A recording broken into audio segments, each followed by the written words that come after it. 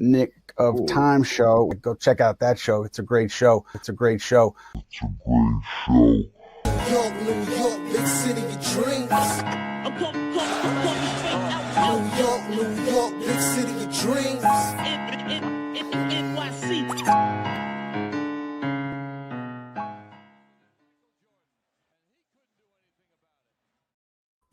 Let's go! It's your boy, Lee Escobedo, here with my main man, Fritz Alessandor, Mod Dodd, Fifth Beatle, host of the NBA Economy Show. And we are going live to talk trade day number 2 and how all of this could possibly coincide, involve, or impact the Knicks. Fritz just dropped some notes there in the notes column of our behind-the-scenes teleprompter. If you want to reference, these are the type of things I'm going to be talking about. I'll be talking about potential buyout candidates, potential rerouted trade candidates. But first, I wanted to start with a major, massive congratulations to Leon Rose. You did it. You won the Osman Dane trade.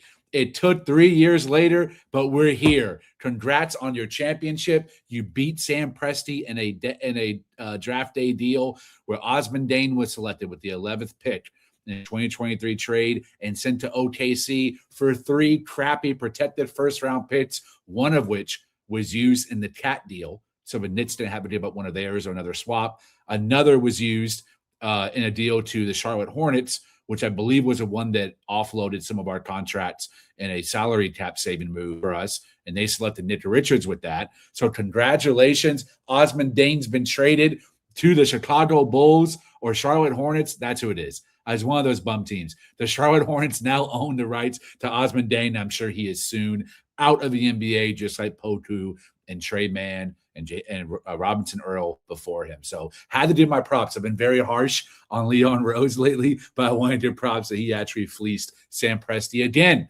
on a draft night deal. What a day today has been.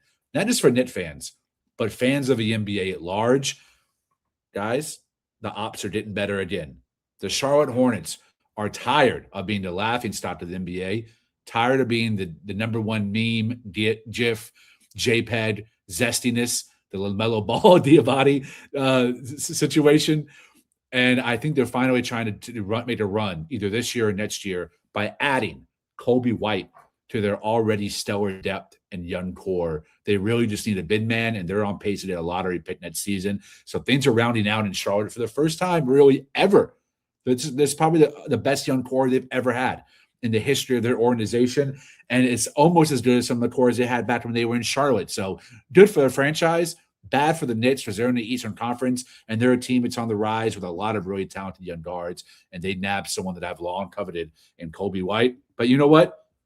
Leon, I'm sure, has something cooking in the back pocket, which brings me to my co-host, Fritz Alessandor. How are you, brother? Glad to have you here to make sure I don't say anything too stupid, numbers-wise, and always love your input.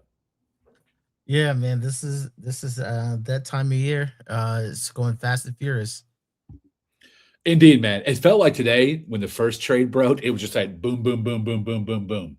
And I'm sure somewhere at a Twin Peaks or Hooters, my main man, Nico Harrison, is trying to hide his face and immediately find the fastest fire exit to get the hell out of Dodge and back to his whatever cave he crawled out of. Because Anthony Davis, the championship centerpiece to the potential Mavs defense, his bum ass was traded today for a bag of chips.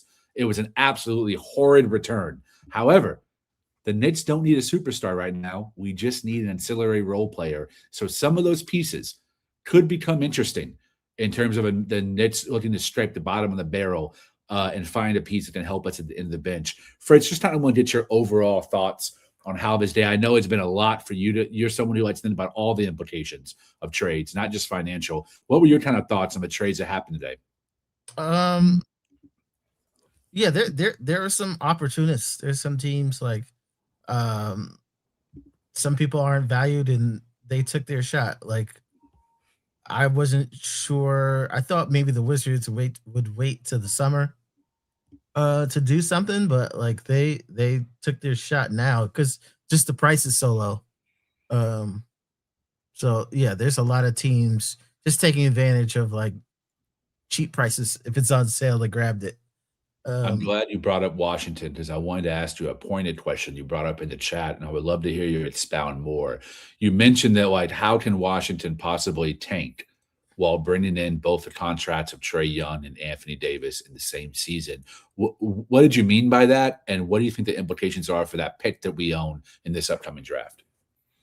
Yeah, so the Knicks do own a Washington Wizards pick if it falls below 9 in the draft. We see that they did add Trae Young recently. We saw today that they added Anthony Davis. Trae Young, when he left Atlanta, did have like an ankle leg injury, but that leg or ankle injury wasn't like supposed to be season ending.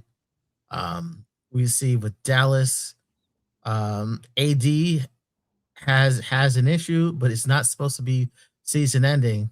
So what is going to be their excuse for keeping them out of games? Do you think that there should be some type of like regulation there where the league forces them to come up with medical reasoning or medical excuse or a doctor sign off or a surgeon sign off or something in order for them not to completely tank that pick so it doesn't stay in the Knicks peripherally? There should be. We saw there was some, Dallas had to come out of pocket when they tried it with us, sitting their players like the final weekend of games. So if they just say, hey, these issues that they came along with are the issues that we're going to sit them 30 plus games, I think they should have a better excuse. I want to stay on this topic a little bit longer because we just played the Washington Wizards last night and we saw some of the bums that were involved in that trade with our own two eyes close up. But I want to touch on the Anthony Davis element of this. What was your overall perception of the return Dallas got for Luka Doncic? Thinking about the draft capital that was included in this trade, Dallas received this year's OKC pick and also the 2030 pick for the Denver Nuggets, I believe. No. Who is it? You mean Golden this State trade? Warriors. Do what? You mean on this trade or? Yeah, I think they got the Golden State Warriors 2030 pick, but it's top 20 protected. So you have to imagine neither of these are going to be lottery picks. There's no way the OKC pick's going to be a lottery. They're probably going to end up being the worst pick in the draft. Now that the smoke is settled, what was your overall analysis of the Luka Doncic, Nico Harrison trade? I think it's squarely one of the worst trades of all time. It's squarely there because we're talking about within a year.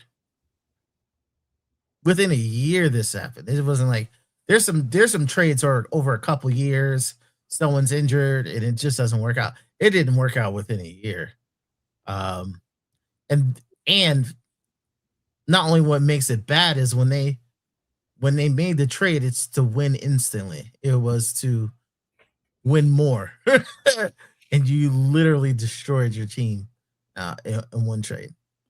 And I think Anthony Davis, if memory serves correct, his very first game with the Mavs, he got injured. So it was like the writing was on the wall, but that trade was cursed every single way. But a trade can be cursed. And now that even though Nico Harrison has been fired and no longer is with the team, they still were unable to get any kind of reclamation for him as an asset, him as a soon-to-be expiring contract, I think, too. I believe he's in search of an extension. And they had to do a deal with a team that they've done business with before in the Washington Wizards. That's where KP went. That's where they got Spencer Dinwiddie and Davis Bertans. But they actually been dealing a lot with Washington for almost 25 years. The Josh Howard, Jerry Stackhouse, Devin Harris trades.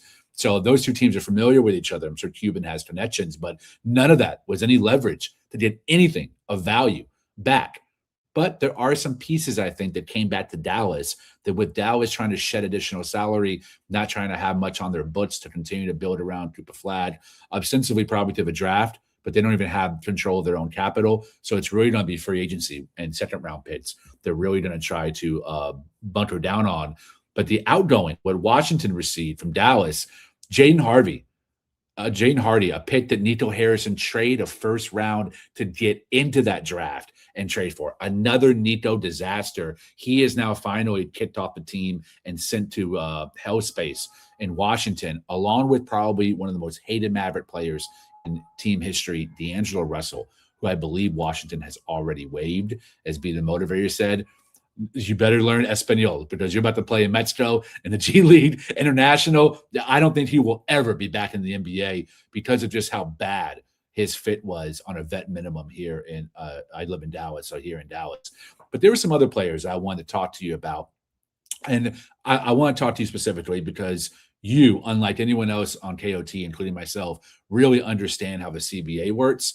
And understand that there are some players that might be wishful thinking for us Knicks fans, but have no ability to be signed because of CBA regulation. The first one on my mind is Chris Middleton. And I want to start getting your perception of him as a player at this point in the season. We just watched him last night, but also his contract. He is now incoming to Dallas, and I don't think the Mavericks will even produce a Middleton jersey. I have a no doubt he will either be rerouted or waived. Chris Middleton, we've seen that he has like championship experience for when he was playing with Giannis. Was a huge part of that championship winning team. He is a great vet to have, but his body has breaking down big time. So he is experienced, but just injuries over time has just broken him down. This year, he has played a lot more time than I thought he would in Washington. However, no other team in the NBA would play him as much as Washington has played him. Facts. So I think perhaps he's made himself a little bit more value for when he hits the free agency next year. But he's not going to start for your team. He is a role player. Can the Knicks get him if he is bought out? No. I want fans should get used to the number $14.1 million. And $14.1 million is the mid-level exception, the line for the mid-level exception. So any player who gets cut and their previous salary was over $14.1 million, they can't be signed by a team in the first apron or in the second apron. This is why we got Fritz Ellison door in the chat. Man. No one knows a CBA like him. Appreciate that insight. Yeah, so the reason that they do that is, I remember back in the day, like the Lakers pretty much were running roughshod over the league. They would have their big three, and then they would just line up minimums at the back of the roster. And then here would come the trade deadline, and people would get cut, and they just, you know what? I'm just going to pick from the trade deadline. I'm just going to pick up everybody who's gotten cut, and all of a sudden they're a stacked team again. Like the NBA didn't want that again for teams, just taking an advantage of being in a bid market. So they say, hey, you're going to have to take advantage of getting these players. You have to be in that financial situation. Want to address some of the comments in the chat. This is like a show where we can be heavily engaged back and forth with comments that are going on in the chat because we're not having to break down the game. Appreciate Kevin Zwicker, one of my main guys, 96, 199 super chat to start things off. Much appreciated, brother. You have no idea how much it helps. Also, right now, we're going live. We're talking about Knicks free agency. We're talking about all these big trades. Tell a friend to tell a friend. Please repost the stream. Give us a like and share. Let's get all the KOT family in here. We're having a family meeting on the Knicks. 2 all-time ball knowers. Wow, my brother. Appreciate it. Who are we getting? We're going to handle that. We're going to talk about all the options, good, bad, mostly ugly. The other thing I want to talk about is MIG 5362 comments. So now we don't after buyouts. LOL. What a joke. Honestly, don't disagree. I agree 100%. The Knicks are not in a position, kind of like most other championship teams, to go after someone that is like a really good player. We're looking to fill that Yabusele, Jordan Clarkson role right now. Pacome Dadier, The core seven's in place. You could even extend at the core 8, depending on how you feel about Landry Shamet. But I don't think any of those guys are going to be traded before the deadline.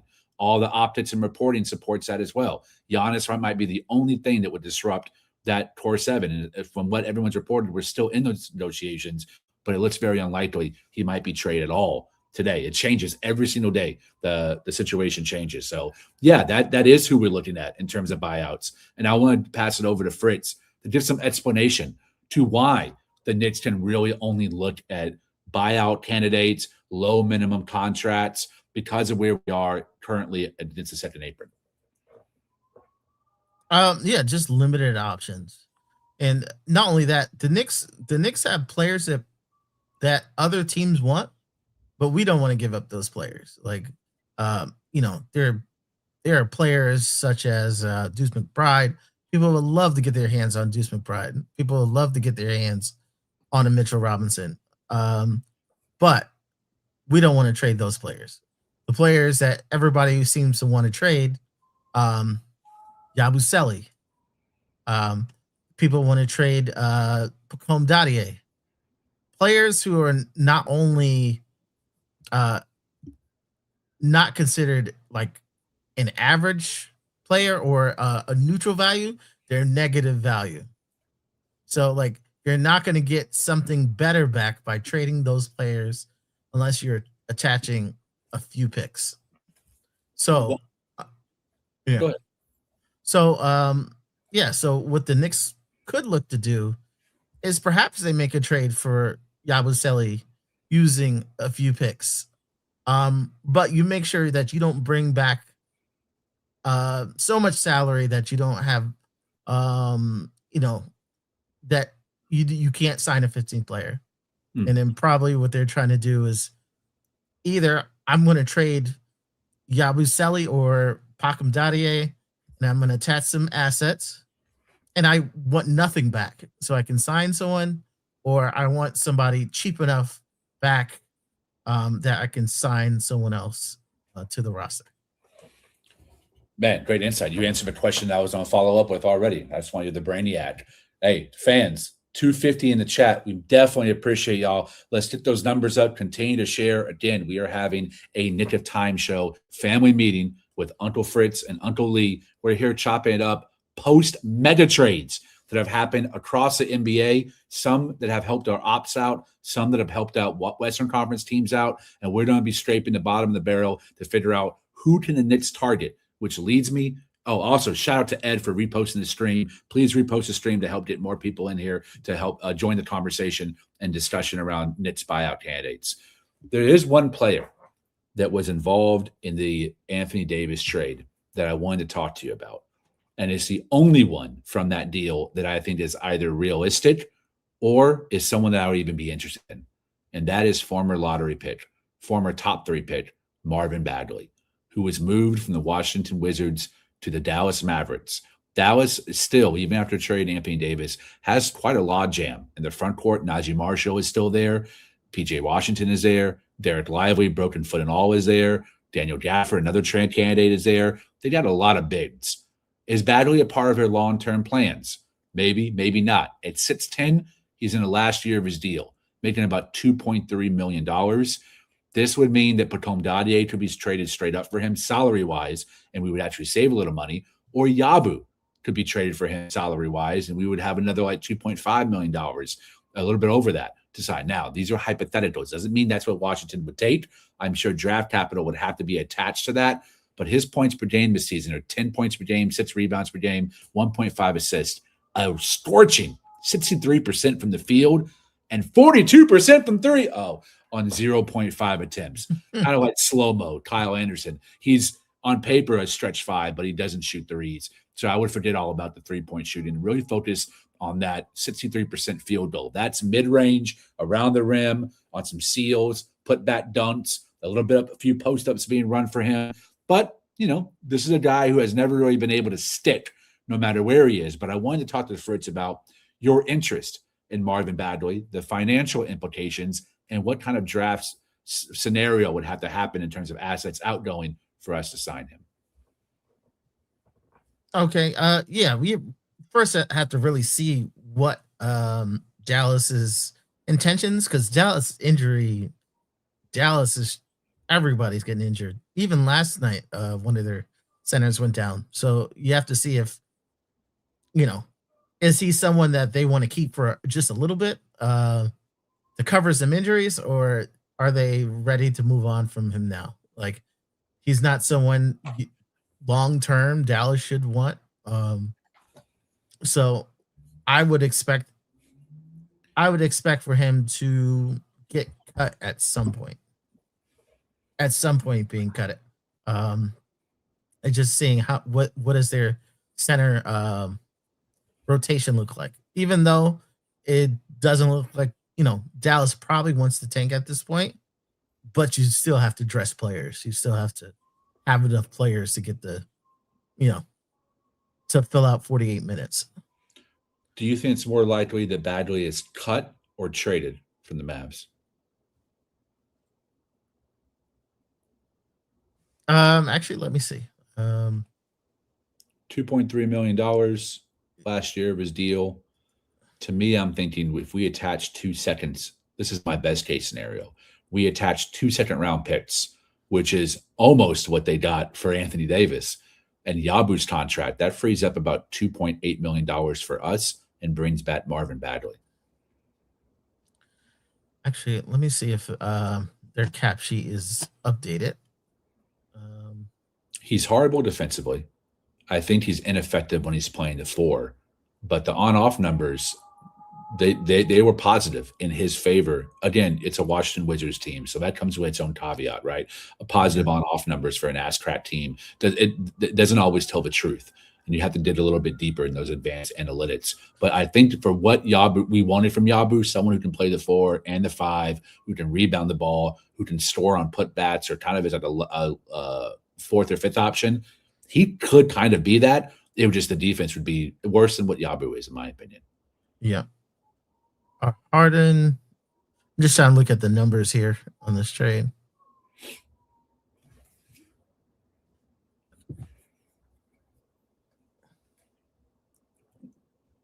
Low risk move. I could see Leon Rose. Yeah. I think they would probably trade him if they could.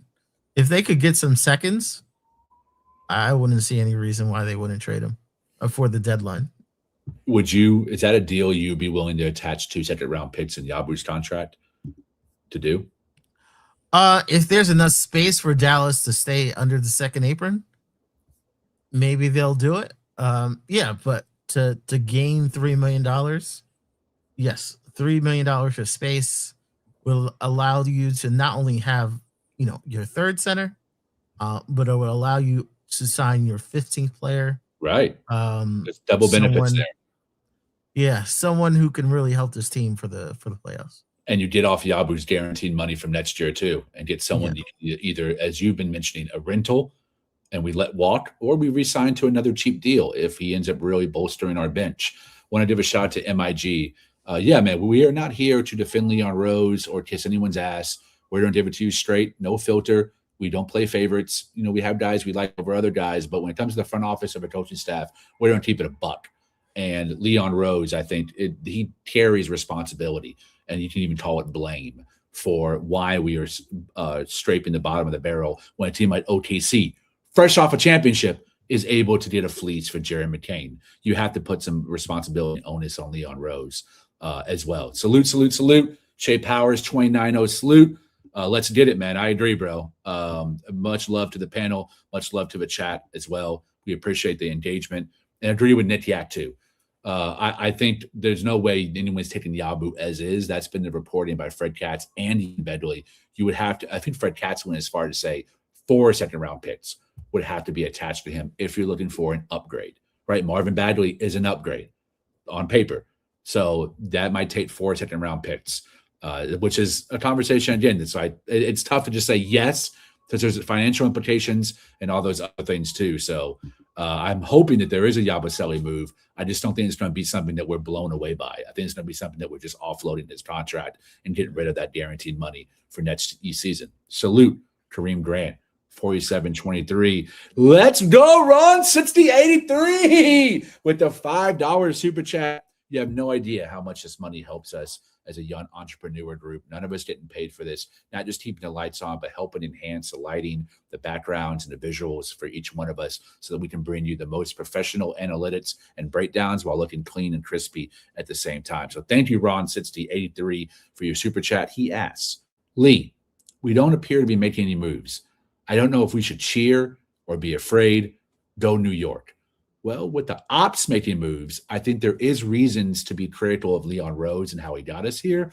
But we're also number 2 in the East on a 7-game win streak, with guys playing the best basketball of their career, with us playing the best defense statistically, analytically in the history of the franchise. So it is a 7-game sample size. It doesn't mean we don't win the chip based on that. We've played a lot of bum teams, and those stats and analytics are buoyed by the horrible blowouts from Brooklyn Nets and Washington Wizards, right? So that factors into why they look better than they are. But I'll ask you, Fritz, should we be cheering or should we be afraid that we don't look like we're making any moves? Well, the Knicks never appear to be making moves. Like when we heard the Josh Hart trade, heard nothing before that trade. It just kind of happened. Nobody even knew we were looking at him last year. Didn't appear that even to the last minute. It looked like we weren't going to make a trade, but we brought on what's his name from Indiana? Obi Toppin. The point guard. Sorry. DeLon Wright. DeLon Wright at the last minute. So I think the Knicks are active. They've been taking calls, and a lot of people have said the Knicks have been making calls. So I wouldn't say that they're not making moves. Sometimes you may have a deal that you possibly could make, but you want to see if you can make a better deal before you take that very narrow trade that has positive and negatives. Try to see if there's something better out there before you make some moves. Yeah, I just don't think we have the assets, Ron, after the Mikal Bridges trade to get a guy like Jeremy McCain or a Colby White, both guys who I think we would love to have off the bench, right? More height than Deuce, more skill than Clarkson, but that's just not what we have. And if we did have him, I don't think Leon would make that move. I think he would continue to hold tight to those assets for a player like Giannis or Kawhi Leonard. So the type of moves that Cleveland and Charlotte and Dallas are making, those are moves I think New York would make if we even had the capacity to do so. So Marvin Bagley, thumbs up, thumbs down as something that you would consider. It's a 2 thumbs up for me. Yeah, for Yabusele, absolutely. If it's for Charlie Golick, no. Right. So it's all relative. So agreed. The bad contract of Yabusele out. If you bring someone at a minimum, it's positive. The one other player from that trade I want to discuss, even though it doesn't really make any sense for us this year, is Dante Exum. He went from Dallas to Washington, 6'5" combo guard, someone that Leon Rose has checked in that I know for sure officially twice with the Mavericks on thinking about him before he had season-ending knee surgery this season, which eliminated his entire campaign. He will not be coming back before the playoffs. He was in the last year of his deal this season, $6.3 million. Last year, before the injury, he was averaging 6 points per game, 2 rebounds, 2 assists, 44% from the field, 34% from the three-point line. Again, Leon Rose talked to Dallas. I can confirm that 100%, at least twice, on Dante Exum, the Australian combo guard. But now that he has season-ending surgery, if you do any type of move or trying to acquire him, you're basically saying we're holding him just so we can re-sign him next year and kind of have first dibs, because he would have no impact in terms of actual playing time this year. And even if he did, when he came back from his last injury to Dallas, it took him over 2 months to get back into rhythm. He's a player, but just like he's not a pure shooter. He's not athletic. So it's hard for him to get easy shots. He depends a lot on ball movement and rhythm and a lot of playing time and heavy usage in order to be impactful. But I just want to kind of bring him up, see how the chat felt about that kind of backup point guard, and also see, Fritz, if he is someone that you would target this summer when he becomes a free agent. Size is always an issue. When your point guard is Jalen Brunson he's listed at like 6'2", and everybody always says he's not 6'2". And then you have backups such as Kolick, who's also on the small side. Yes, you would like a point guard who's a little taller for offensive and defensive purposes, especially with Exum, who's does several things well. So, um, yeah, that's someone to keep in mind. Perhaps this summer. Just right now, it's just every spot is precious and every dollar is precious. So, like, yeah, just not right now. Yeah, I think he's someone who we could probably get really cheap, whatever the pro-rated like minimum is for him. I think that Leon could probably make that work this summer. And I think they might even consider him no matter what happens this season, whether we win the chip or not. I think that's something that could definitely happen moving forward. Want to address a few things in the chat. We're getting some really good comments. Also, 350. So since the last time I pointed out 100 more people have joined the chat, please continue to reshare the stream on Twitter. It means a lot to us. We're trying to do this going live while we're also working and trying to manage, life and family. But we want to come here and give you the best analysis that we can, breaking down this day of massive NBA trades and let you know how it could possibly implicate and impact the New York Knicks. Soul Train 68 asked, question, would you do Tyler Kolek for Jaden Ivey win now move? I can't tell if this is rhetorical or not because one, Ivy was just traded, so he can't. It's very unlikely he's traded again. Two, hell yes. Like without even thinking, Jaden Ivey is who I wanted to pair with Jalen Brunson. I wanted us to draft Ivy and sign Brunson back in, I think that was a 2022 season. And Ivy ended up going to Detroit, and now he's traded to Chicago. They have about 10 point guards on their roster now after their moves today. Yeah, I would do this instantly. I like Tyler Kolek. I don't love him, but Ivy defensively, getting downhill, getting to the free throw line, a superior player by far. Fritz? Yeah, Jaden. I've been talking about I've wanted Jaden Ivey even this season. You did, but yeah, Bulls have plans, and even though they have a whole bunch of point guards, Jaden Ivey is one of their keepers.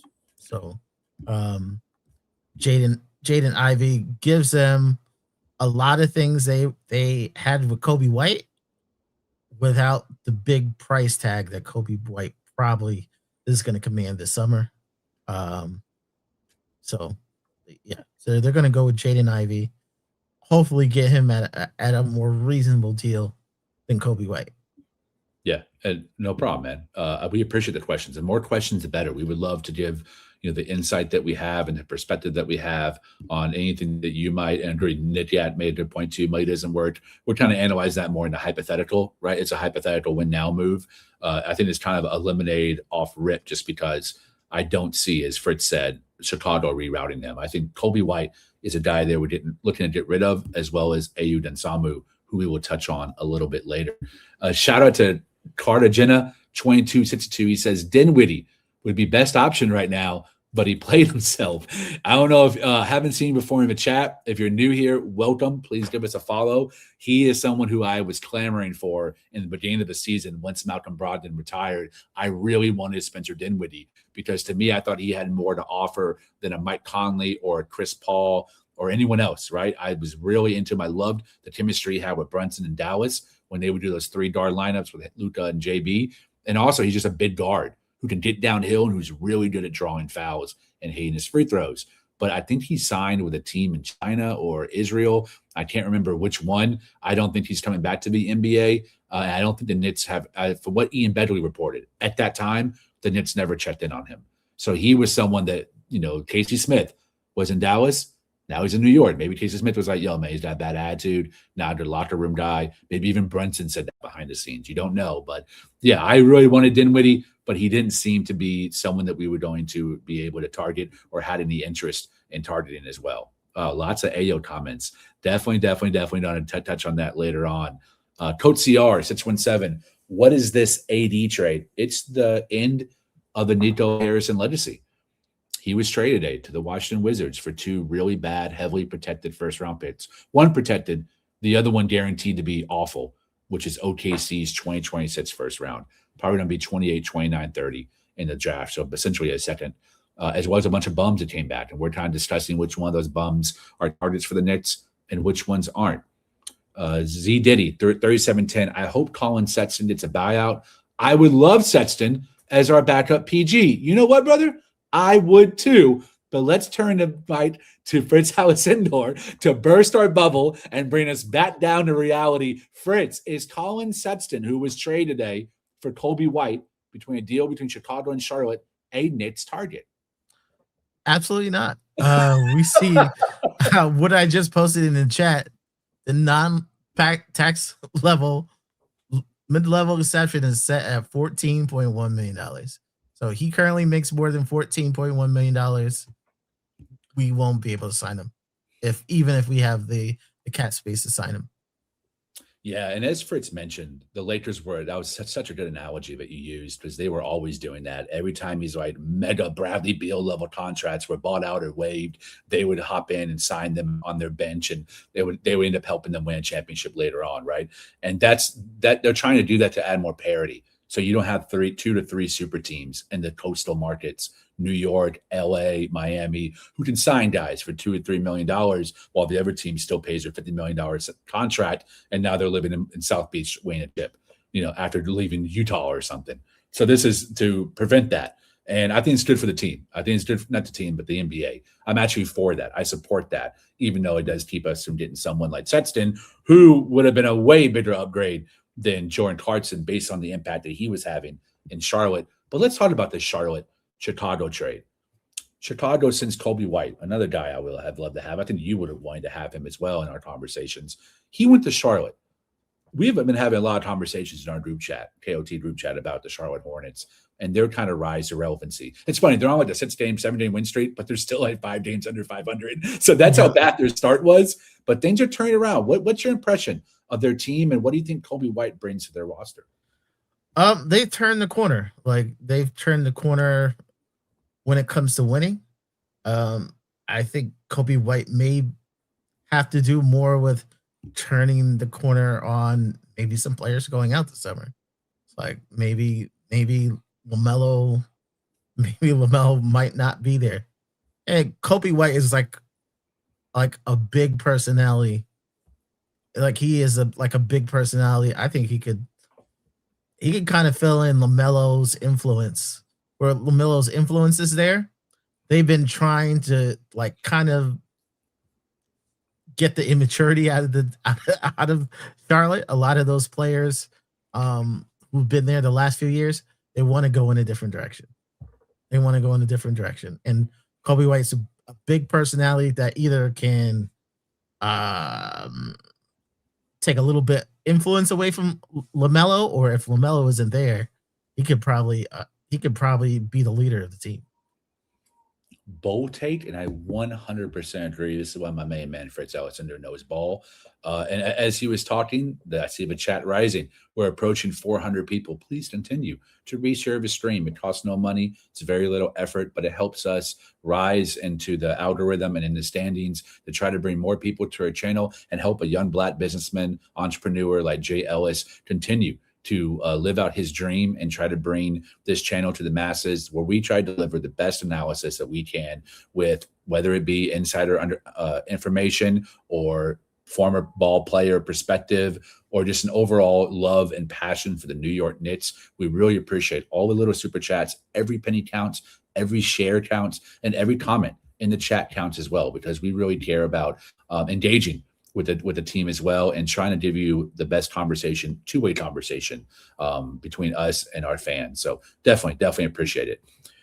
Agree with you, Fritz. On Charlotte, no notes, actually. I agree with everything you said. I do think they're turning it around. I want to talk about a trade that we mentioned previously before, the OKC Thunder.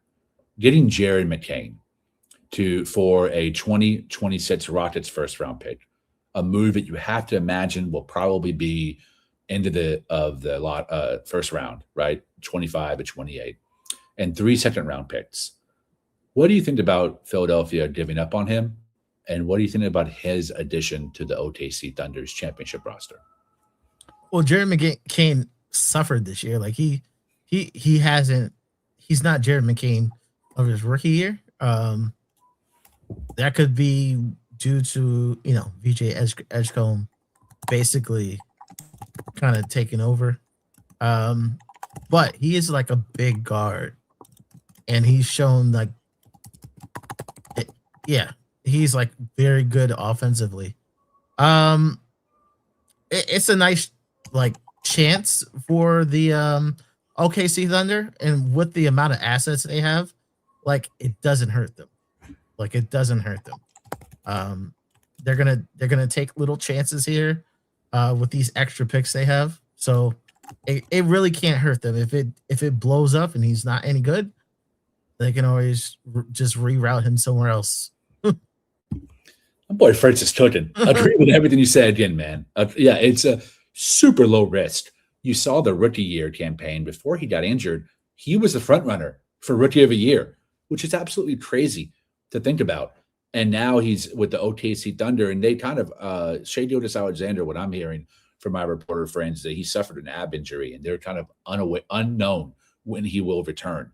He's going to miss the All-Star game, which opens a possibility, be the motivator once Deontay George from the Utah Jazz get in that spot as a Dallasite, as is George. I would love that for him too. It helps my argument that Dallas is an NBA incubator.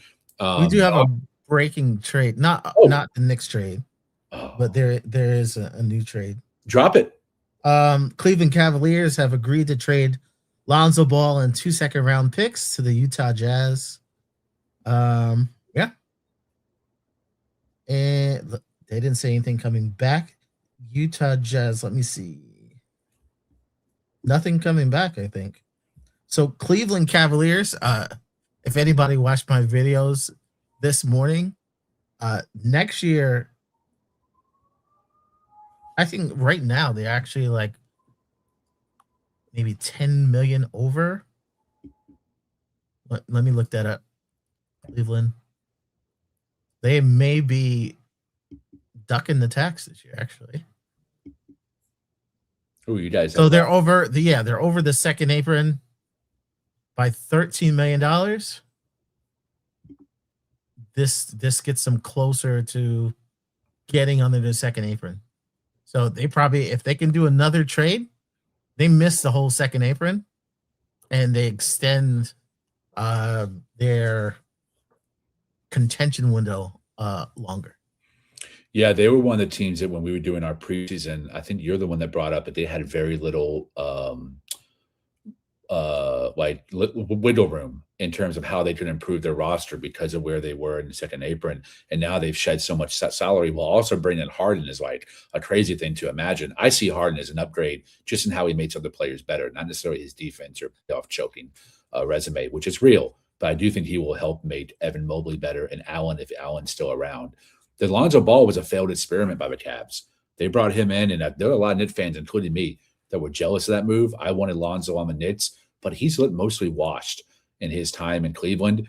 I wouldn't be surprised if Utah waives him or tries to reroute him to Charlotte, knowing that Charlotte wouldn't be interested in having the two Ball brothers together and seeing what they can get out of a deal with them. I wouldn't be surprised if we see that later on. And by the end of the season, both Ball brothers are playing together in Charlotte, which would be kind of a cool story. That's what the Papa Ball always wanted. He's always wanted the two brothers to play together because of how complementary their games are. Salute, Nostalgia Nick number 7. Great to see you here in the chat. Glad to have you here. We're approaching 500. That means you guys are sharing the stream. We really appreciate it. That's the best thing we can ask you to do. It's free. That takes very little effort, and it helps get our name out there as two young entrepreneurs under the guidance of Jay Ellis, trying to grow his channel and give you guys great content. That's a breaking trade, but that also might be like the most meaningless trade thus far, especially for us. I think, well, the cap situation does help Cleveland. Yeah. So I wouldn't be surprised that they have at least one more trade in them, just to get under that second apron. So to finish my thoughts on McCain, great low risk, super high reward situation there. Say SGA misses time, right? Nick Yak said it in the chat that SGA almost never misses time. He's absolutely right. I can't remember the last time that he was out for an extended period game. So saying he's going to be out for All-Star, that it must be relatively serious that they need to rehab that. You remember when Josh Hart had that abdominal strain what was that, 2 years ago or last year? I can't remember which season that was. Kind of bleeds together because we played the Pacers twice. Remember when Hart hurt his abs? I think it was 2 years ago. And he was out. He wasn't the same when he tried to come back. He was obviously grimacing, because how do you not run and play basketball and not affect your abs? It's damn near impossible. So maybe they're looking at McCain, combination of AJ Mitchell, Case and Wallace kind of being a three-headed monster. Every guy did you something different, right? Case and Wallace, point of attack defense, catch and shoot opportunities. AJ Mitchell, downhill, on ball. And then now McCain, pure shooter. And also a table setter. So they have options now. And then the best one ends up being the backup, right? Once a playoff comes and they shrink their roster at 9 or 10. So to me, that's to be able to have that capacity of that many picks, to be able to not even have to give up a player and get someone of McCain's potential. Damn, man, that's scary hours. Yes, Coach CR. Deadline is tomorrow, right? I will be going live. I think Fritz will probably join me. That'll be our last deadline show. But we're going to go live and just kind of do a complete breakdown of all the trades that happened, as well as touching base again on how it impacts the Knicks. Can the Knicks get anybody from these deals? Is there anyone that we can kind of find in the bargain basement at the bottom of the heap that we can add? I don't know. I think there's some names out there that Leon is going to be checking in. One of those I want to talk about is someone that's been linked to us already, Chris Paul, who was traded to the Toronto Raptors in a multi-team trade about an hour ago, where Ochai Agbaji was sent to the Brooklyn Nets, I think. I would imagine Agbaji will probably stay with the Nets. There's really no reason for them to clean house. And Agbaji doesn't have much of trade value because he's shooting like 18% from three, which is think about that, about how bad that is. He had an excellent year last year. He did. So that's what makes it so shocking. Like, he shot, I think, close to 40 last year. So. Right. And I don't think the Knicks would target him. I think Shamet is a much better option. No use for him. I'd rather develop Batum Dadier than going after Agbaji personally, which is saying a lot. But Chris Paul, Knicks fans are interested in Mike Conley as a buyout candidate. I am too, as a cat whisperer, former teammate. Chris Paul, would you be interested, now that he's been waived by Toronto, on possibly joining the Knicks? And what would the financial implications be in order for us to add him? I like Chris Paul, the player, Chris Paul leadership. However, I think this is the wrong time for Chris Paul, because he has such a big personality, and he has such a big, casts a big shadow on the organizations that he's on. Like, this isn't the time to shake up the Knicks. Like, the Knicks are finally, in the right direction. Someone like Chris Paul, I think it's just too much disruption for this team. Agree with you 100%. No notes. I think that he is someone who, even at his older age, is unable to kind of be more chill and realize that, hey, I'm not going to play. I'm here to be a mentor and not ruffle feathers or rot the ship. And he did all of those. And I got into it with Jeff Van Gundy and just eventually was booted from the team. That's not the kind of personality profile Leon Rose has went after, especially not for someone that they would want to have him in a rotation. I don't want to give up any Tyler Coleman minutes or any second round picks to free up salary to sign Chris Paul. I just don't have any interest in it. But what I do have interest in is shouting out my main sis, Ebony, a.k.a. Mad Knit Fan in the house. Sis, you're on mute, so I don't want you to get tripped up on that. But welcome to the show. It's so good to have you here. What's up, y'all? Yeah, I'm here, and my boy is back on the team. I appreciate that. He deserves it. Chris Paul is one of my favorites, savant of the game. And granted, yeah, he has ruffled feathers. I think that's the type of player we need. We need the Dylan Brooks, the type of player to whip people in shape, the PJ Tuckers of the world that are not on our team anymore. So if we were able to get a veteran leadership like that, I would never. And every time he has been next to people willing to learn, they've elevated. Look at Shea, what he's done with Shea. Facts. And so even in San Antonio, you hear them speaking very highly about how he was against with the teammates and things of that nature. So I would be cool with a Chris Paul. I'll be cool with a Mike Conley, because those type of players, they're teachers. You have a preference over Mike Conley or Chris Paul? Well, my preference might be biased. I just told you Chris Paul is one of my favorite players. So I don't know if I'm the right person to ask for this right now, but right now, yeah, Chris Paul is a very is super duper smart and the type of player you want.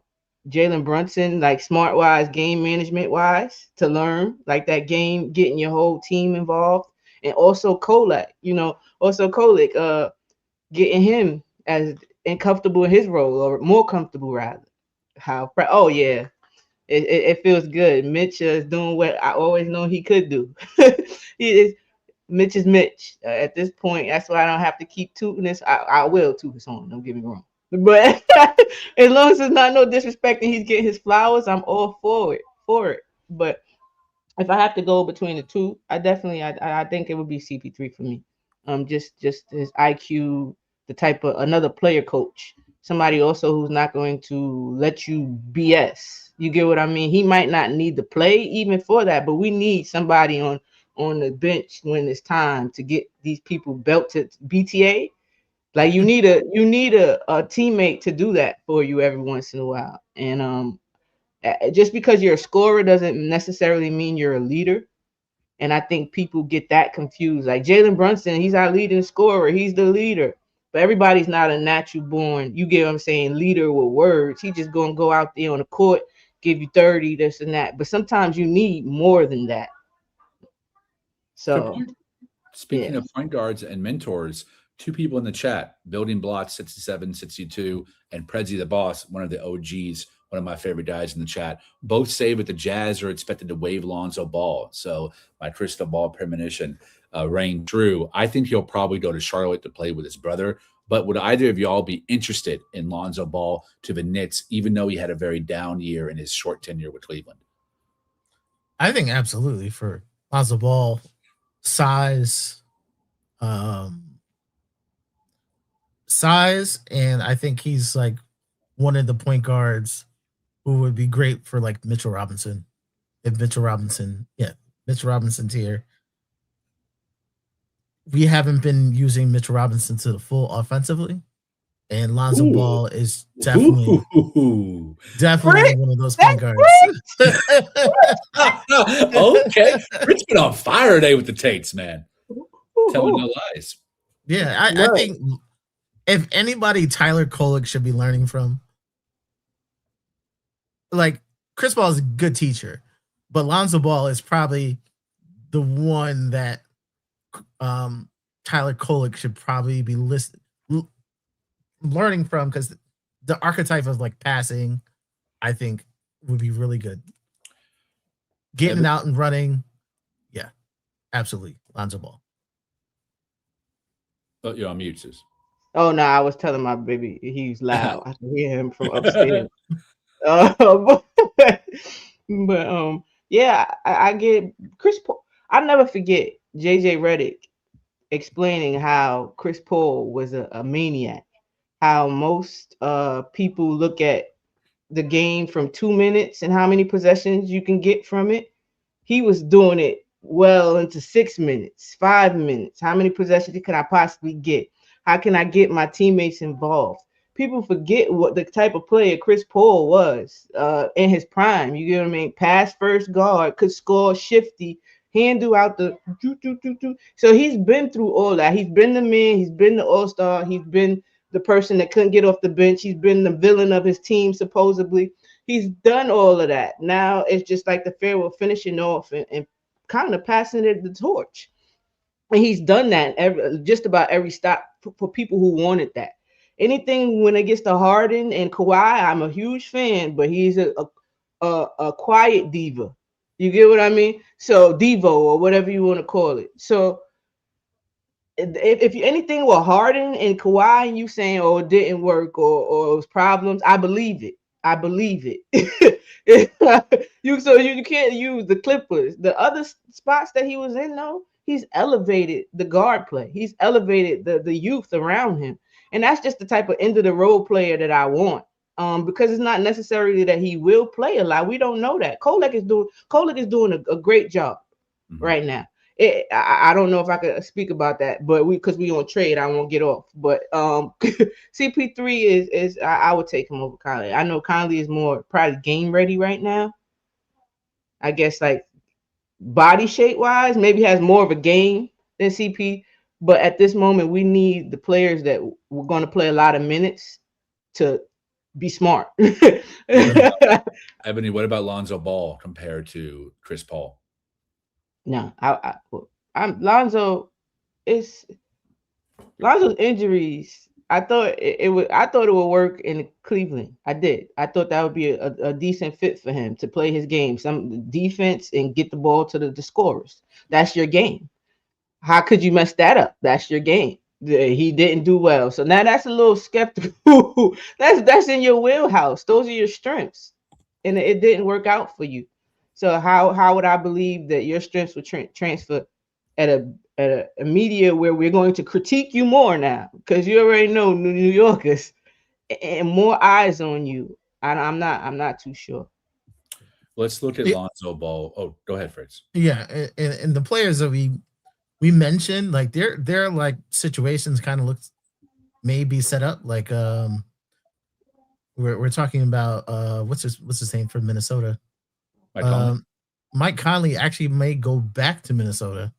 So because where he was traded, they're looking to trade him again. And then if the next team cuts him, he can go back to Minnesota and sign on a minimum.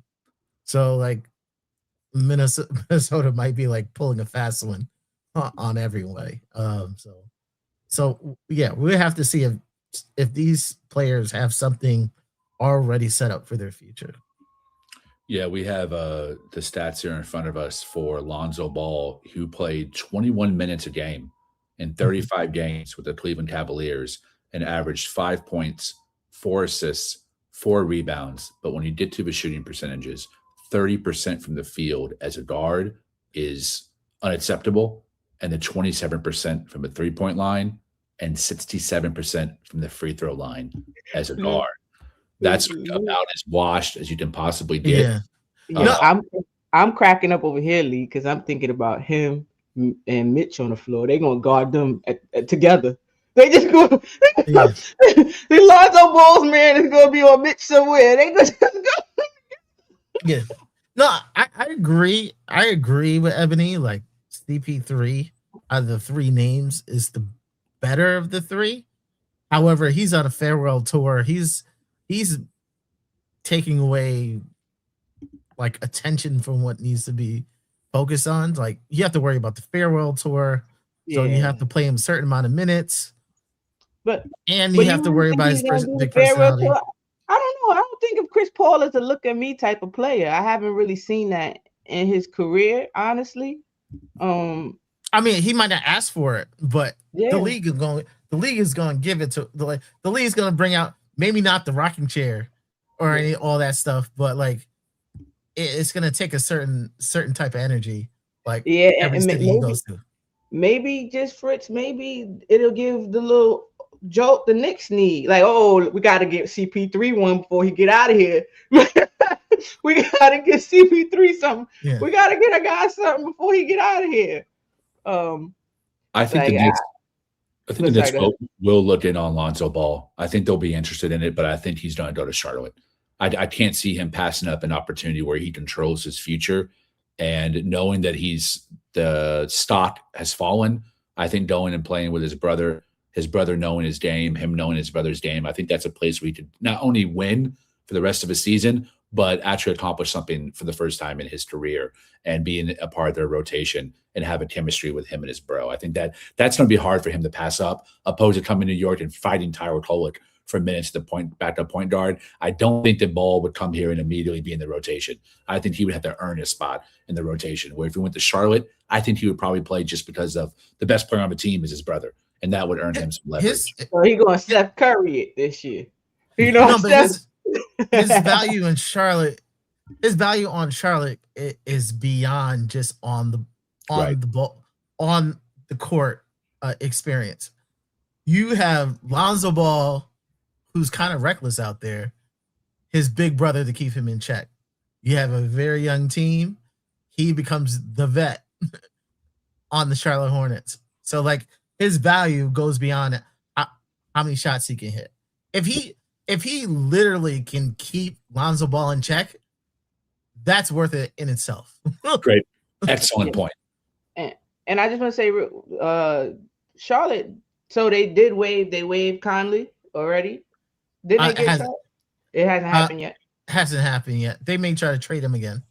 Okay.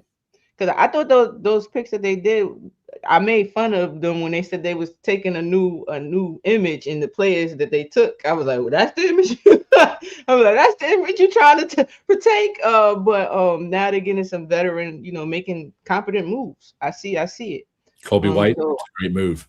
Yeah, and again, forcing LaMelo to step it up. You can't be an N1 player and try to play and win games at the same time. You got to pick N1 player or the team. Right. Fritz, do you want to comment?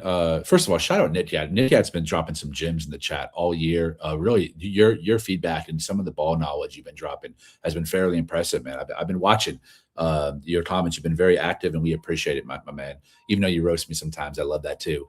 Fritz, can you explain how we would have money? Because as of right now, he's right. We don't have the money, or the cap space is probably the better word. How do we get the cap space to sign a Ball or a Paul or a Conley? Yeah, right now someone has to be traded. So the Knicks do not have the money to sign anybody till like April. Right now, if they wait till April, they can sign someone to a minimum to that last spot and then bring them into the playoffs. So they would have to trade someone. So they would have to trade probably Bacome Dadier. Tyler Kolk is really emerging. That's probably someone you want to trade, or you could trade Yabusele and make a little space. Or you can trade them and don't take a player back. And if you don't take a player back, that money becomes available in trade. And then you can sign, in Yabusele's case, if you traded Yabusele and didn't get anything back, you can sign 2 players. So that's how we're looking. I'm probably looking at Bacome Dadier. Yabusele's just the amount Yabusele has. I probably would want a better player. So, yeah, I probably want a better player back. If 5.5 million, perhaps you want to bring somebody back that's at 4 million over somebody who's in the minimum. So, I think the Knicks are going to search the league to see what they can get for Yabusele. If that doesn't work, they'll find a way. They'll find a way. Not sure. Go ahead. Sorry, go ahead. I wanted to ask Fritz. I don't know if he knows anything about this, and I'm not trying to get into this right now. I ain't got the brain power to really go into it. But him signing with Israel, I heard that they paid for the contract, meaning you get the money, you get your money back type vibes or whatever the contract is. Is that not true? Not necessarily. Like they can ask for a buyout, but that would go to the team. So what they would do is, we saw with the Denver Nuggets earlier this season. Before the season, they traded for from Washington. Who was it? Let me look at. Now you good? I'm sorry. I'm talking to my. Valanciunas. They traded for Valanciunas this summer, and the way the NBA contracts is written, NBA has, when you're signed to the NBA, you're signed to the NBA. So Valanciunas says, "Hey, I'm out," and Denver said no.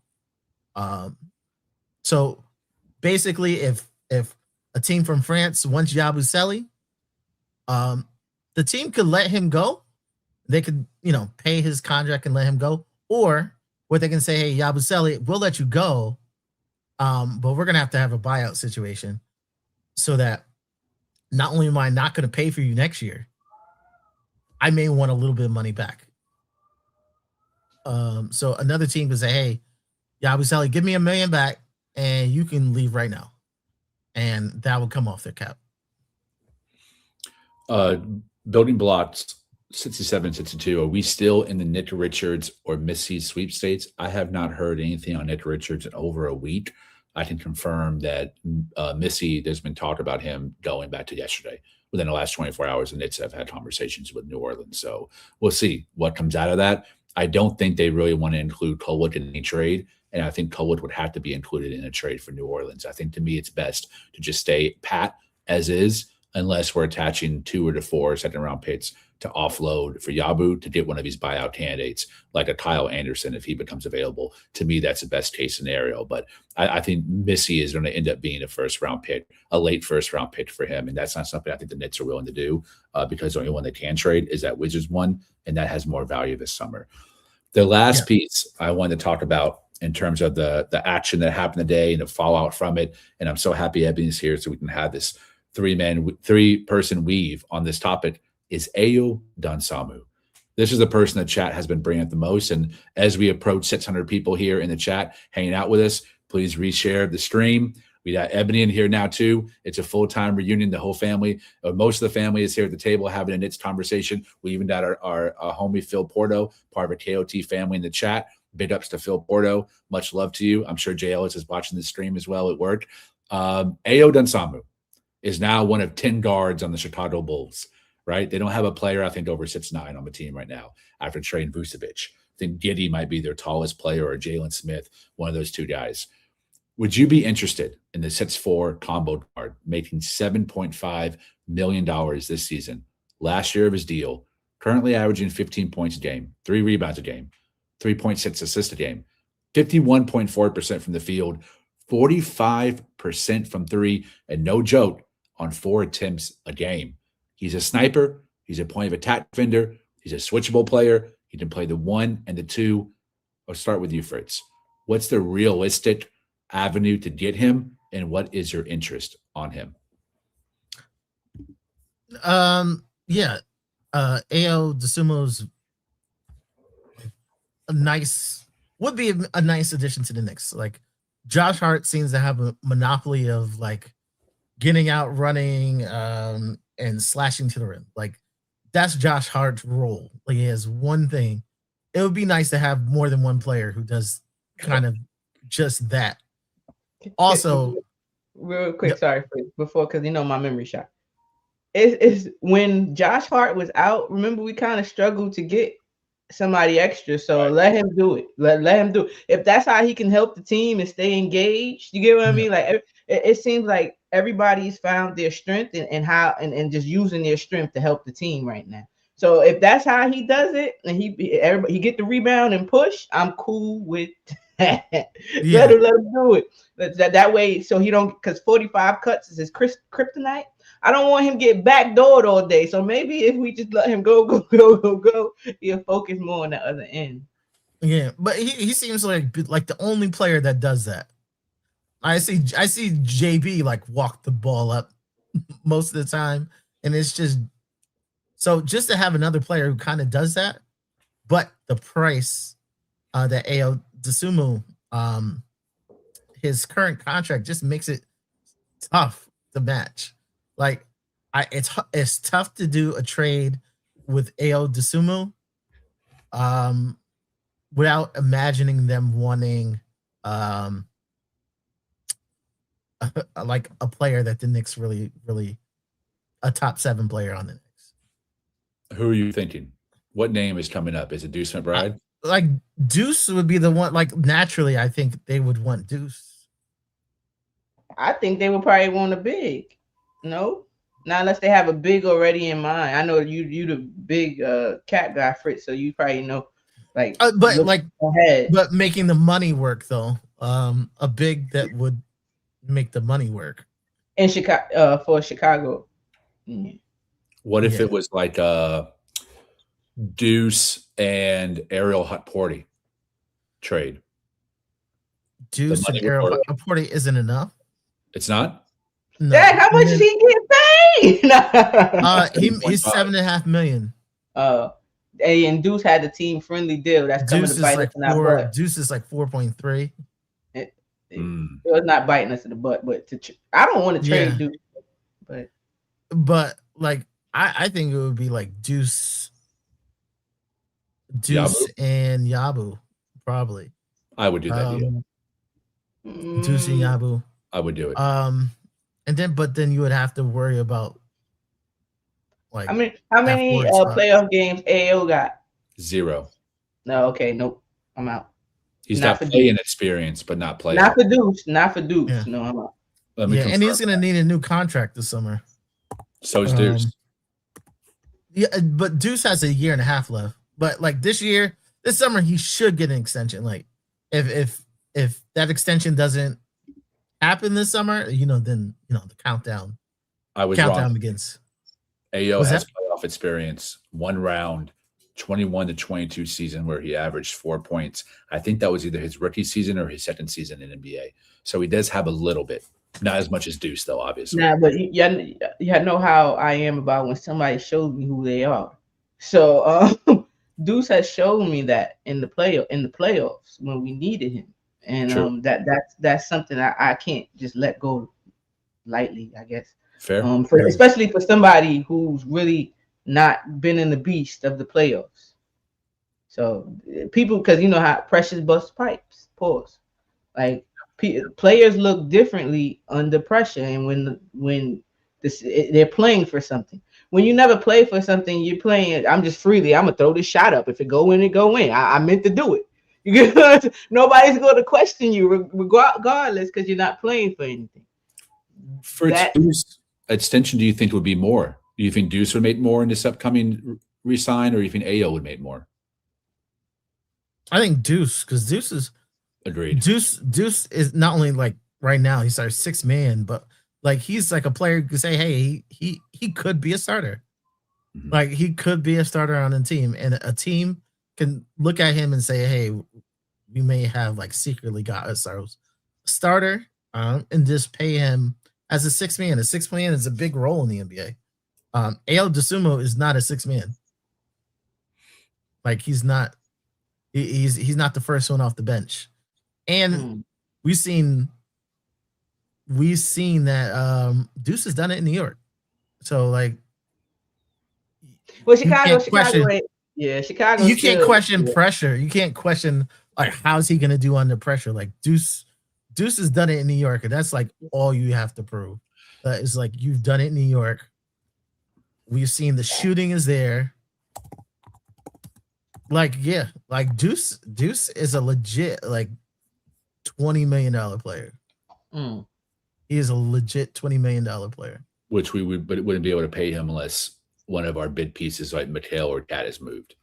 Yeah, you have to worry. You have to understand how they're gonna do the cap. Like if they knew that Cat's next contract is gonna take less, okay. Or if you knew, hey, if we knew that Mitch is going to sign here for less, okay, you could do something like that. But with those questions in the air, you can look at 20 million and say, hey, I don't see a way forward, and that's too much value to like walk out the door or to give on a discount like next year. Some people know that you have to get rid of something. They're not going to pay top dollar for it. Mm-hmm. Yeah. Would you have something you want to say, Ebony? Oh no, facts. They not you. That's why the Giannis situation kind of reminds me of Spider, because again, or Spider, if he really wanted to get here, would say, I want out to New York. Like, you get what I mean? So it worked out pretty good for us not trading for Spider. And this kind of reminds me of that. Again, Giannis and the way he carries himself is all fun and games until he on your team doing it. And it might not be. You get what I mean? So everything happens for a reason. I'm tired of resetting the clock. So trades of that nature, I'm out. In the mid-season, especially, I'm not for. But the buyout market, like we talking, yeah, these are players that might be help you during it. If God forbid is an injury, they're injuries, and you don't have whoever you have. You just have somebody that's of jack of trade and master of none. That's what you try to fill your team with. Jack of all trades and a master of none. So if your superstar doesn't have it, you have the people to carry, which we've been seeing. I know people I hear the thing of is being bad teams, but what's stood out to me is that even though it's been the bad teams we're doing this to, it's the way we're doing it. It's not 5 points. It's not 2 points, 30, 20. And then you see them working out the kinks of the team while doing it. I do think if Deuce and Bride, behind the scenes, they know they can't re-sign him, right? And the plan is to keep Bridges, keep Cat. So there's no salary to end up re-signing him forward thinking. That I would do the trade for AO. If that is a salary on a re-sign side that we could keep, it made sense. But you guys have put forward some very strong arguments. Ebony, the fact that we're doing it in the middle of the season, I agree. That's why it really dissuades me from wanting to do any kind of big trade to the core 8 in the middle of the season. One that is so important, like Deuce, too. Deuce is a momentum shifter when he comes in. He's shooting 7 threes a game, and he's shooting damn over 40% like that. I think he's a little bit of an overrated point of attack defender, but he's an elite. The way he navigates strings, he's the best on the team. But I think sometimes the great guards cook him a little bit in isolation when he's trying to guard on one-on-one. So I think his reputation there is a little overrated, and AO is an elite defender as well. I like the extra size you get with him at 6'4", better wingspan. But, man, it's all about the financials. My yes is financially driven. If we can't afford Deuce and we can get AO for him, then do it. But if that's right, let's worry about that later on. I absolutely understand the argument for keeping Deuce. Yeah, if it was unknown for unknown, like you don't know what's going to happen with Deuce, you don't know what's going to happen with AO, I wouldn't do it. But the Knicks may know more than we do, because AO is represented by CAA.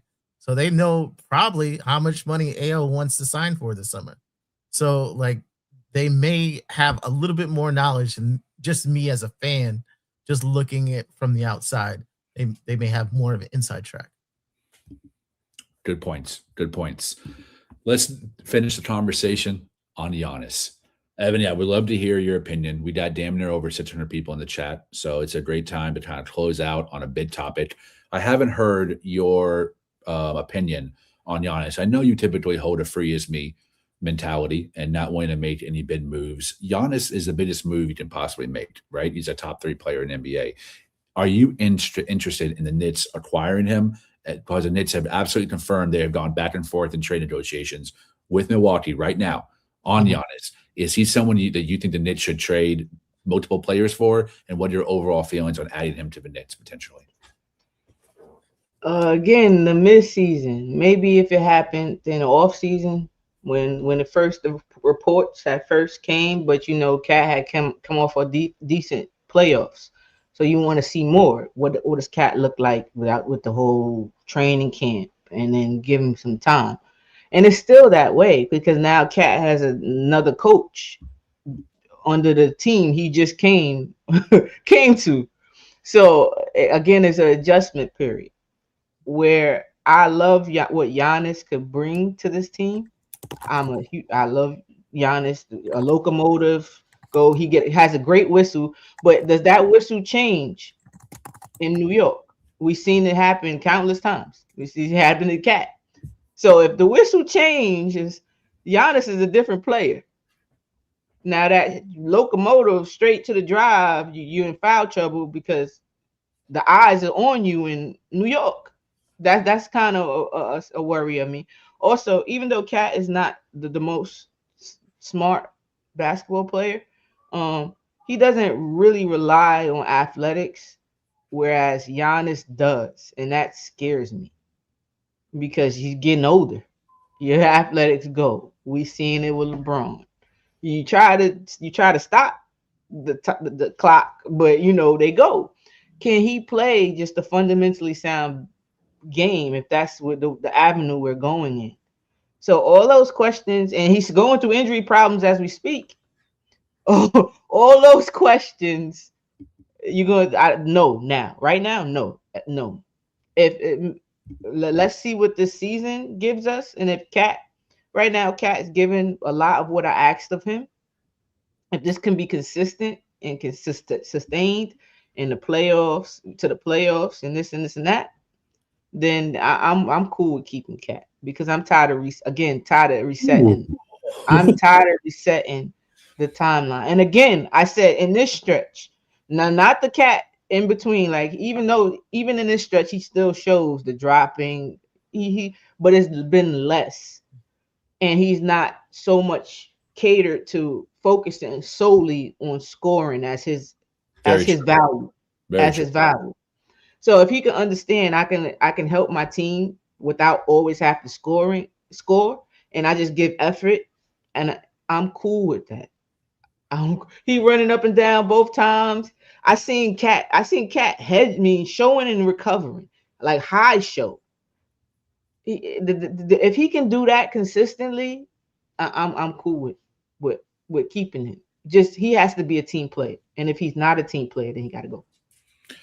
Definitely agree with you on all of the positives that you laid out for Karl-Anthony Towns. I actually think his defense and drop has been the best it's been since he's been on the Knicks as of late. And because he's in it less, he's staying at the level most times off of ball screens. But as the ball handlers start snake dribbling into the paint, his timing and how he's positioned himself between the rim and the ball handler has improved. It's leading to less fouls. And I think knowing where the help is coming from has also helped him tremendously, and not making those lazy fouls and putting himself in a position that did absolutely cut or blitz in the mid range. So, I could definitely talk more about that whole thing, but I was trying to let we talk about the buyback, people that we could buy out and things of that nature. But I do have some stuff to talk about this Denver matchup pregame a little bit, and just what we've been doing. We'll close out with that. Definitely want to close out with that because I want to get your opinion on that if you're not able to make the post game. And I know you're going to do a pregame too, so we can kind of combine that as well. I disagree with you though. Giannis is one of like 3 players that I think I would tear it up in the middle of the season to get, because he has proven he can win a championship on his own without another superstar or really even star around him. I don't want to take credit away from Jrue Holiday. He's a beast, but neither him or Middleton were ever the first option or even the second option on any team they were on. So hell yeah, give me Giannis. But the calf injury is absolutely a concern, but there's risk and reward with every player. I think there's way more reward with Giannis than there is Cat, or way more reward with Giannis than there is risk. So he is one of the very few players I would do. But I think you'll be happy, Ebony, because I think we're dead last in the top 4 teams that are negotiating for him. From what I'm hearing, we have no chance on getting him. He is either going to stay in Milwaukee or go to Minnesota, are the main 2 things that I'm hearing. So I don't think there'll even be an issue in that regard. But if there's not anything else, I want to move on to one more topic. So, Fritz, do you have anything else you want to talk about before I go to our last 2 topics? Actually, I didn't speak on Giannis. I'm all for Giannis if you don't have to bend over backwards to get him. And it looks like they're gonna squeeze the Knicks for everything that they can at this point, and everything they want out of us are necessary pieces. Like, it's not trade one guy for our one guy. No, it's trade 2 or 3 of your best guys for our guy who's injured, who isn't going to have time to like really mesh 100%. So yeah, it's any trade for Giannis at this point, I think, is punting the season and looking long term. So if you're going to look long term, you can look long term this summer.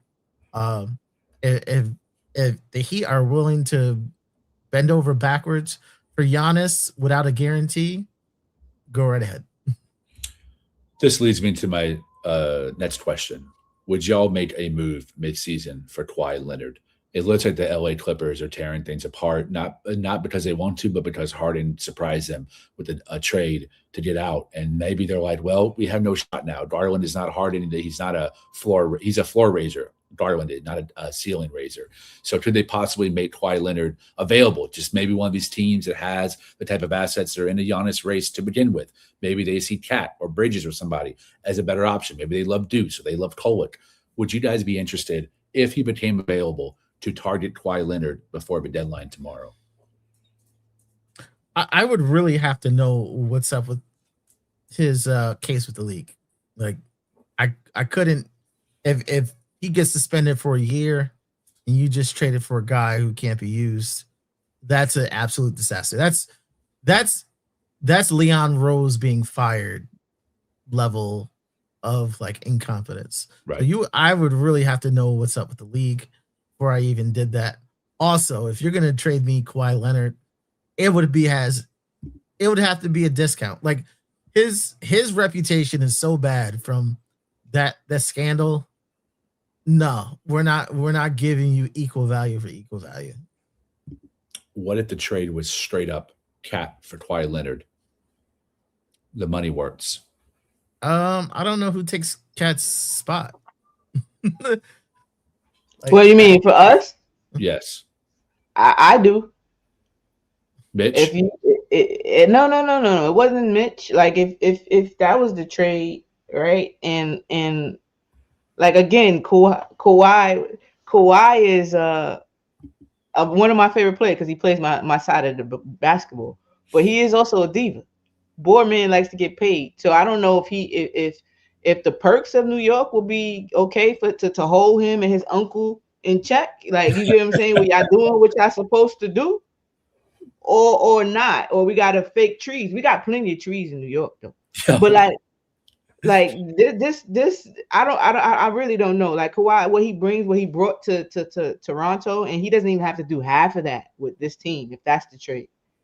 That you talking about Kawhi and OG together, that's kind of crazy. And you didn't say Mikal had to go either, right?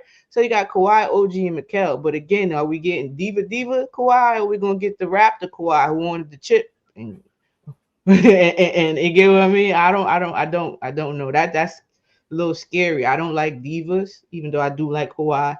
But he's iffy. It's very question marky. And on top of that, the injuries that he does suffer and the low management you have to do with him. So I don't know that one. I'm confused. If it was a straight up deal, if the two boxes that Fritz proposed are checked, the first one being he's not going to prison, which from everything I've heard, he should go to prison. It sounds like he was involved. On terms of the allegations, he was involved in some corrupt behind the scenes, based kind of like a no-show job. That seems very real based on the reporting by Pablo Torre. The other one is it really a discounted price? And it would only take, say, the Washington pick and Cat, or Kolwick and Cat, or Deuce and Cat, or something like that, right? A mid-margin move, I would do in a heartbeat for Kawhi Leonard. Kawhi, OG, and Bridges. Kawhi and OG already paired up in Toronto. Granted, OG was hurt in the playoffs, but that's true. That's like wing stop on steroids. That's the best wing defense combination in NBA history at that point. Those three, oh my, it's unbelievable. Plus Brunson running the point. Kawhi is different than Giannis in that Kawhi is a not down 3-point shooter too. So Mitch could actually start. Now you're surrounding Brunson with elite defense. Or you start hot party, or you find a buyout party. Maybe you expand the trade and Brook Lopez comes back too, right? There's obviously, or John Collins, some type of combination. I know that he makes a lot of money, but some combination like that could satisfy it. Yeah, Kawhi and Giannis are two guys I'm willing to trade Cat for because they both have won championships as the first option. And to have them pair with Brunson, it's worth it. Both come with massive risks, massive issues, but that's a yes for me. I just want to say real quick, we said who was going to do what Cat does, right? And quietly but suddenly, OG has seemed like he's figured it out. He's figured, like, it's been times where I said, hold on, I've seen that move before, but it wasn't from OG, it was from Randall. It was from Randall. He's learned that bully ball, and that bully ball is opening up other aspects of his game. His game is not looking very hard right now. He's figured something out. If I can't shoot, and that's what I loved about his, even though he was in a slump from 3-point, he did not keep jacking from 3-point.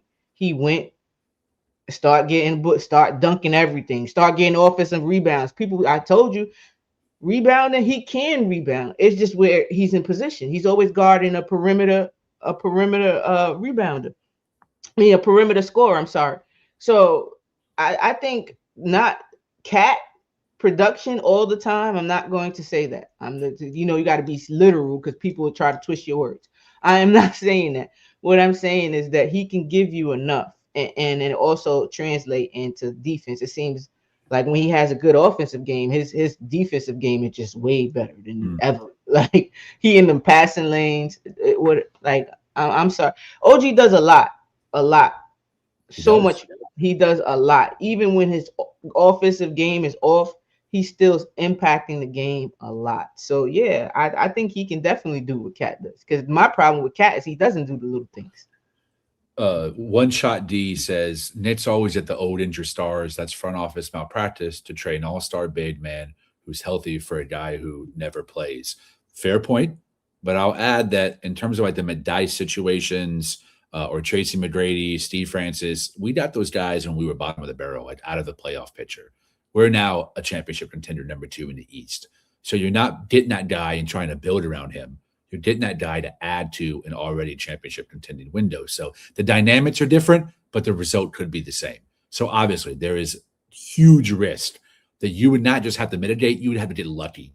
And Kawhi not only is healthy, Kawhi is locked in. Kawhi is not going to prison. Kawhi is not going to be a diva. Kawhi is going to keep his uncle in check. There's a lot that would have to go to it. But I would argue at the end of the day, whether you make the deal or not, I think Kawhi gives you a better chance if those things work at a championship than Cat does next to Jalen Brunson. But also with the Knicks, when it comes to injuries, the Knicks have been very cautious with injuries. OG, before he came here, often injured. Very good player, but doesn't dress enough. Karl-Anthony Towns, good player, often injured, doesn't dress enough. But when it came to the Knicks, their approach, those players have been relatively healthy. Good point. All right. Yeah, shout out our great training staff too. Casey Smith. So yeah. Big ups. Appreciate it, Dallas. Thanks for Nico Harrison botching that up, firing him while he was visiting his mom, who is on hospice. Nico Harrison, unbelievable asshole, and that's why he's back to Foot Locker selling shoes. Good luck. Congratulations, you played yourself, and we appreciate you. Mark Lon Barrett, 3266. No one is fleecing the Don Leon Rose. Bad news. He's already been fleeced by the Brooklyn Nets and Sean Martz for the 5 picks for Mikal Bridges. That was a fleece. Doesn't mean Bridges isn't good. Doesn't mean we can't win a championship with Bridges. Doesn't mean that Bridges has been unbelievable with the Knicks at times in the playoffs. But that trade specifically, that the Knicks tax made a fleece. I'm sorry, 5 picks is not worth it. It was a little. I think it was just a little too much. But I don't think it was the absolute fleece. It was just a little too much, and just the play hasn't translated as much. Again, sorry, go ahead, Fritz. Finish it. No, because it's the quality of the player that you're getting, and it was the situation. It's like someone saying, "Hey, I want a 1 carat diamond." Oh, you can buy a 1 carat diamond, a couple $100. You could buy a 1 carat diamond, and it's $10,000. It's he had a very small contract. You have a player who is never injured. So you're getting something that's so high quality that it had to cost a lot because you bought yourself 2 years where you can have 4 players that on other teams would be making $40-50 million. So the Knicks had an opportunity to stuff the roster with quality players for 2 years before they had to pay him.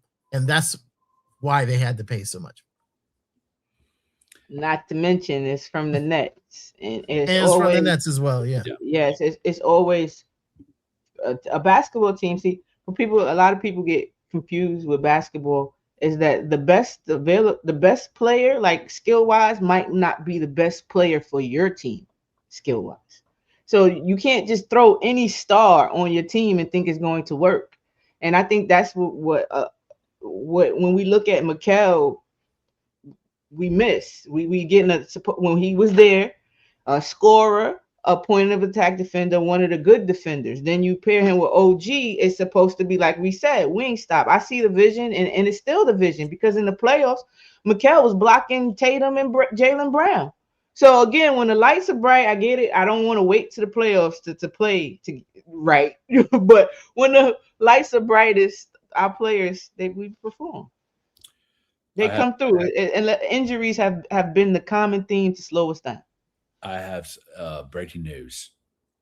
Jake Fisher, NBA insider, for Yahoo for a while. He does it for the Bleacher Report and also as part of Mark Stein's Substat, been in the game for a long time. He says the New York Knicks had talks with the Washington Wizards regarding Karl Anthony Towns in a similar fashion to what came into fruition regarding Anthony Davis package that came today. This is why I have been having the stance I've had about needing to move off of Karl Anthony Towns. I've been trying to tell you guys, the Knicks do not believe in him as this at the center position defensively, not offensively, not even personality, certainly not the zesty stuff and the softness. No, it's defense. Can they win a championship with Karl Anthony Towns defensively at the 5? I've had some good discussions with Fritz about that. Fritz then said, I want to trade him for a bag of peanuts. What would have happened with Washington would have been a bag of peanuts. So that would have just been the picks and the cap flexibility to then go out and absorb a Giannis with deals that are more inspiring and friendly for Milwaukee to absorb, opposed to the 54, 55, $58 million cat salary 3-4 years deep. So that's a very good indication of how Leon Rose feels about Karl Anthony Towns long-term, not short-term, but long-term, and shows that I don't think this is a team that will eventually be in place when we win a chip.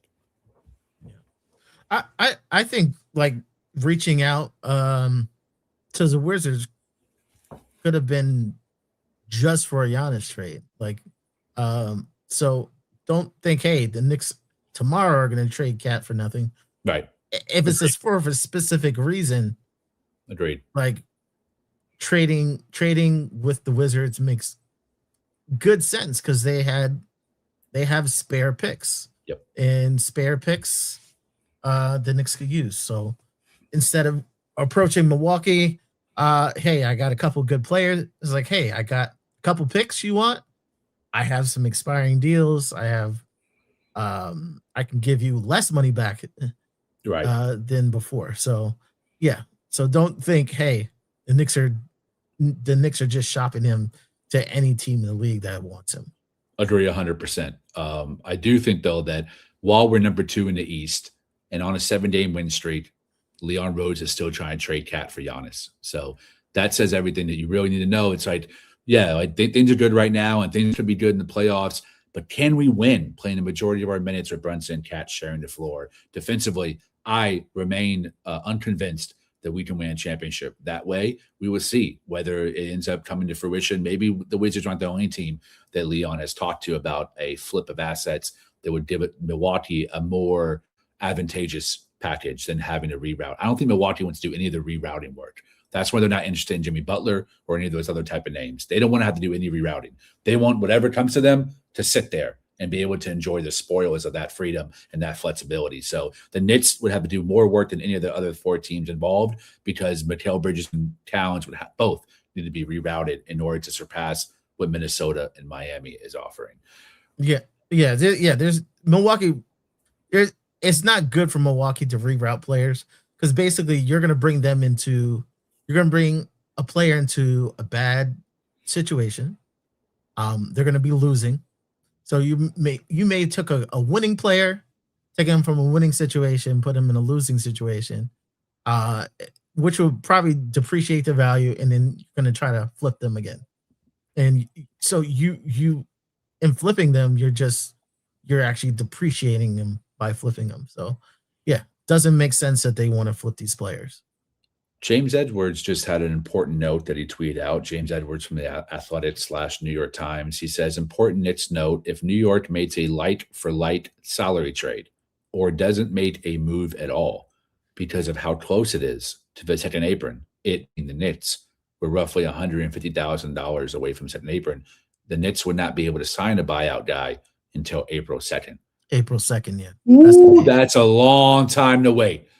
There's no chance in hell like Kyle Anderson or any of these other guys, unless they have the heart of Landry Shamet, who back-to-back season was willing to go to training camp on a non-guaranteed deal to sign with the Knicks and be able to battle for his spot. Those guys are 1 in a million. I don't see one of these other guys not taking an immediate guaranteed deal to go win a chip somewhere else, like Anderson or anyone else. I think that really limits us as a buyout team moving forward. Yeah, so they have. If they want someone in a buyout, they're going to have to move someone. Like a trade must happen. Here's another tweet, important one by Fred Katz, and then I'm going to go into a preview for tonight's game with Ebony leading that conversation. Fred Katz tweeted out something suggested to me by a front office person. One reason why we might be seeing lots of Tuesday, Wednesday trades this year is because 3 guys having issues with their physicals at the trade deadline last year freaked everyone out, especially the Mark Williams deal, which the Lakers couldn't amend. Get it done early, and you can renegotiate the trade if there's an issue with the physical. That's an excellent point. Shout out Fred Katz, who's definitely one of the 3 journalists that I looked up to as pound for pound the best in the business. Incredible. Yeah, because with that trade, it was basically buyer's remorse. Like they made the trade, thought they gave up a little bit too much, and was like, could you send more? Could you send more for the trade? And basically, the trade was already it was already agreed on. So like, what are we doing? So like, if you have a couple of days in there, hey, if you want another second round pick, yeah, we can make that happen. Or if you don't want that to happen, we can just rescind it. Breaking news: the Dallas Mavericks are expected to rehire Nico Harrison with the intention of firing him shortly after. Do it again, yeah. Oh man, I'm never deleting Twitter. This shit is hilarious. I love taking laps. Oh man, this is the memes right now on Nico Harrison are absolutely fire for Mavs fans. Ebony, are you still there? We are ready to talk Denver Nuggets, New York Knicks tonight. Denver definitely the best team that we've played in this now what will be this 8-game stretch of games. The best one before that in this winning series is probably the Washington Wizards. The Toronto Raptors are probably the best team that we played, and that to me is not anything to be celebratory about. It's definitely important to take note and be appreciative of the effort that the Knicks have given for 7 games straight, but I just don't think that it's a situation where we can take that data and infer the same things are going to happen or better in this upcoming stretch of February, which is going to be the toughest month for us in the regular season with the matchups that we have. Don't know if you had anything to add to that. I'll shout out the chat until Ebony gets back. Bridges with a championship move. Mark Lon Barrett, 32.66. I agree.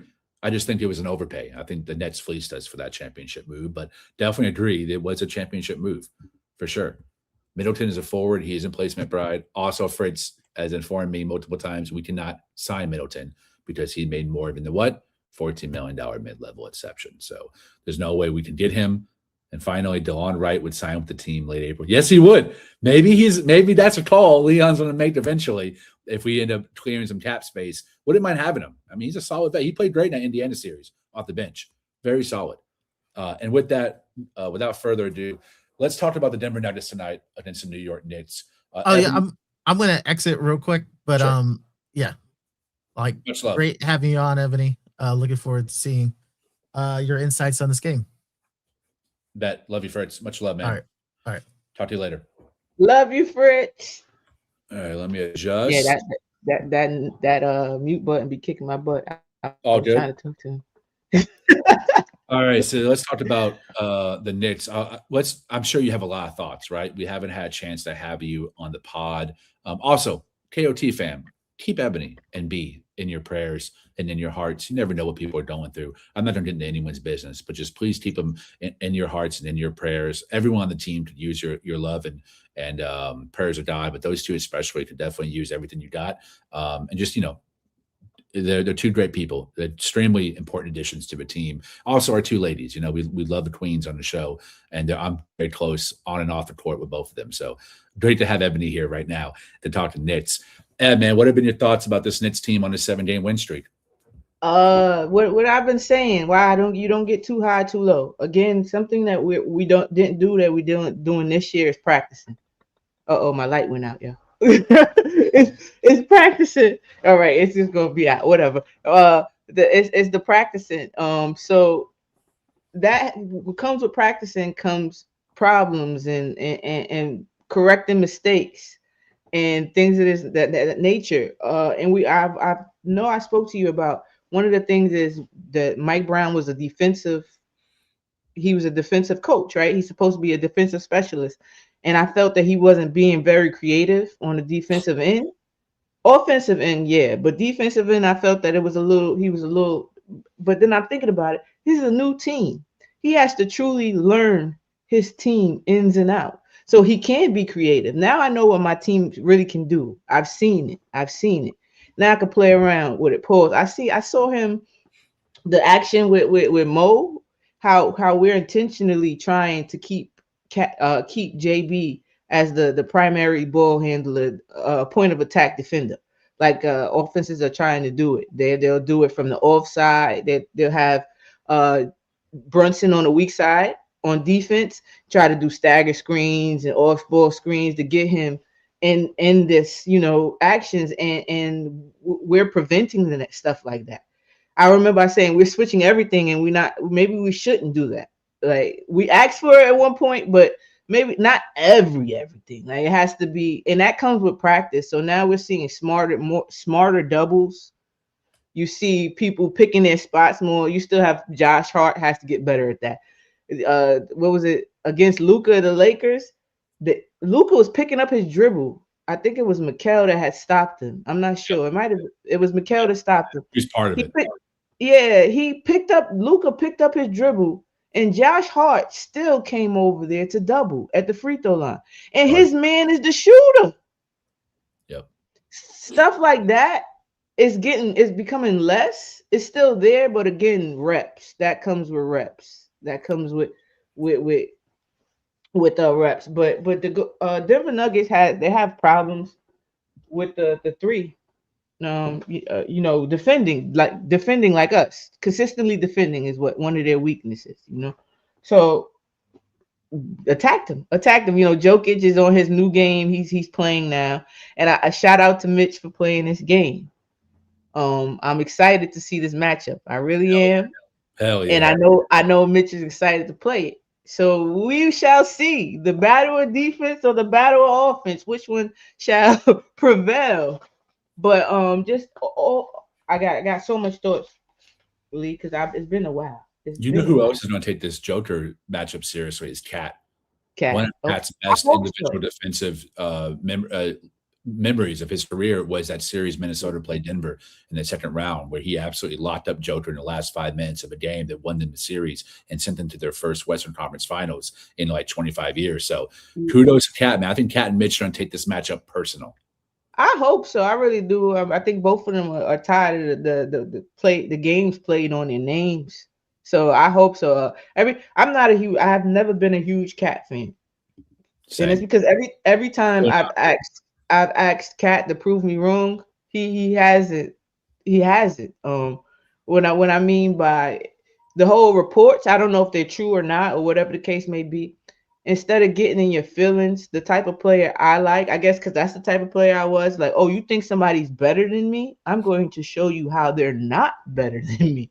That's what I was looking for. And if you don't really have that mentality, you're not cut out for New York.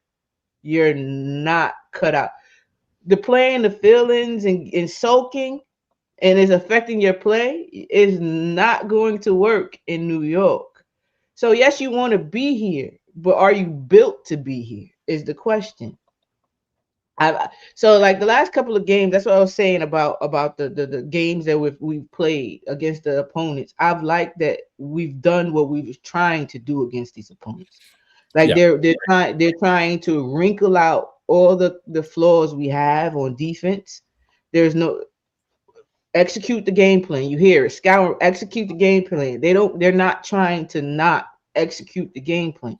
And that's what you want on these teams. Yes, they're blowing out bad teams, but that's what they're supposed to do. We were not doing that. That's true. we were not doing that. So now it feels like we're moving at the pace that we're supposed to. Like people have bought in. I believe I said on one of the pods that I was able to make. It was not an X's and O's situation. It wasn't. It was an ego and buying in situation. Oof. When you play on these type of teams, y'all, I was lucky enough to play on a team for many years with the closest of my friends. So I understand what it is to play with your sister or brothers. You get what I mean? Like the godmom, I think I've told y'all, the godmom of my children, I've played with her for very long time. No, you get what I'm saying, basketball wise. So we we, that's you want to do well for your team. You become unselfish for your team because you're not playing for yourself. You're playing for your sisters and brothers. Yeah. And until that happened, I said that to somebody, that their stats might not look the same, and it shouldn't. Every game should look a little different if you're listening to the game. Some games we need you to score. Some games we need you to get other people involved so you can score when we need you to score. Right now, I'm talking to both of them. They're literally the same person sometimes. I'm talking to the both of them. If they both have the intention not put so much worth on the offensive side and realize that you can impact the game other ways. And I really do hope that that stretch that Jalen Brunson had last game where he couldn't hit a bucket and he lost his mind for a little while. And then when he started passing, good things started happening. Remember? Good things started happening. And I was writing a note to myself because my memory shot. And as I'm writing this note, Jamal Crawford is talking about how playing the right way rewards you. And I'm like, basic, that's it. That's my whole approach to basketball. The basketball guards will, and then Reggie will, I had to agree with him. It's like the first time I agreed with Reggie Miller ever. But he said the basketball guards will reward you. And that is facts. You play the right way, it comes back. Intentionally, and then after that, Jalen Brunson, unselfish here, fast break, giving up to Mikal, giving up to OG. OG said, "Thank you. Let me show you how much I appreciate this," and gets us a steal in the passing lane on the very next possession. That's what happens. You keep everybody in tune, locked in, and they're ready. This is what team basketball gets you. So even when my stars are not their best, we still win. That's the ultimate goal, right? Well, let me ask you this. In conjunction with everything you're saying, you seem to be very optimistic about the turnaround, and the guys are buying into their role finally. And when they need to distribute. When they need to store, based on what his tip said, the defense has given you. You haven't been on the pod in a while, so I want to update you. I've kind of been the most pessimistic I've been about this team winning a championship. And it's only one reason. Karl-Anthony Towns' defense at center, in combination with Jalen Brunson's defense at point. Those two guys start games, they close games, and they play the most of their minutes with each other on the floor. Because you have to. Because offensively, you would think they would be great. They haven't always been great together, even in a simple pick and roll, but they're getting better. I've seen even Brunson become more of a string setter during this win streak. Do you still think, based on what you've seen, the losing streak, the winning streak, how do you still feel about the Knicks winning a championship this year?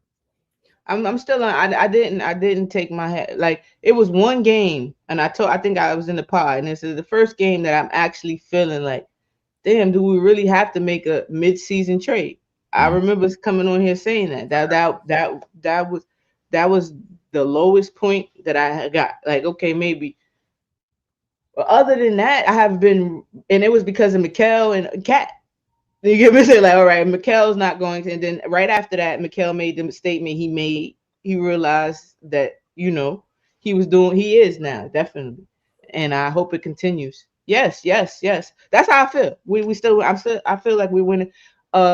Season is a very long season, y'all. It's very long. It's a marathon. So the players that, again, go through the least slumps are the ones that get paid a lot of money. Those are the Kevin Durant's. Those are the LeBron. Those are the Jalen Brunsons. Those are those players. Everybody else is going to go through big slumps and multiple slumps. That's the difference between a superstar and a role player. A role player is going to go through slumps. They're going to look average. They're going to look less than average at some points. It happens because they're human. You're playing games every other day, back to back, and until from October until June, July. It happens. But my whole thing with Cat and Brunson is that they have to live with their fundamentals, do the dirty work.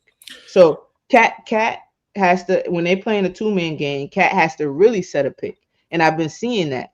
He's been better at setting the pick. Matter of fact, he did it out of out of a timeout, off of an inbound play. He set a great pick. I think it was either Mikel or OG that got the open 3-pointer in their sweet spot on the baseline. So again, the little things. If Cat does that, that's the difference between him and Sabonis. Sabonis sets good screens, right? When he was with Mike Brown, he set good screens. And also, you know what Sabonis did well under Mike Brown? The post possessions. It was one of his highest of his career under Mike Brown.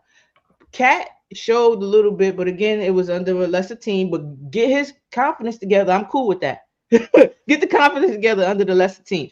He was sealing people. With Drew, the person, great defender, known 1 through 5 to make it tough. He sealed them and made it look like a mismatch. Huh? Yes, made it look like a mismatch. I need more of that. Make it playing smarter. That's it. You know, when that is it. Not doing too much. Lock in, focus. His basketball IQ, Lee, it reminds me of players that always been told they've been good, and you don't have to work on your game. Agreed. Your fundamentals. $1,000,000,000% agree with that. You can tell that that's been his life. That he's always been kind of coddled when it comes to basketball and told how much of a superstar he is, which is why he has a work game.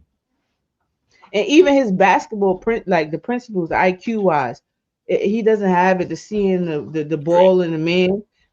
He's been doing well with the foul process or whatever, like limiting his fouls, being smarter on that and trying to. You can see it. He's trying to. But the last game, he could have got a steal instead of got a foul because he couldn't see the man in the ball. So he wound up giving LeBron James an and one. And in games, stuff like that can change your momentum. So I'm gonna close out the convo on the show here in about 4 minutes because I don't want to get past two hours. Plus, I know that But I just want to say real quick before we talk about Denver. So Denver defense attack them, play the game we were playing. Our problems again is not X's and O's. It's just focus, communication, and buying into the team. Agree with and that. I see, and the reason I am optimistic is because I'm seeing that it's accountability. Sorry, Mikel, you see, he said I got to get better. I need that same thing from everybody. Yeah. Jalen Brunson, now they're looking. You're looking. You have to change. You have to do something. Tyler Kolek, if anything, I would like Jalen Brunson to learn the pass first the way he does. Like everybody can learn something from your teammates. You get what I mean? You're supposed to do that. So I need, because it seems like Kolek has really found his way. The game has slowed. He's watching film. You can tell. He realized I'm a pass first. All I got to do is get all these guys the ball. I can do that easy peasy. And on defense, though, Lee, rotating the right spots.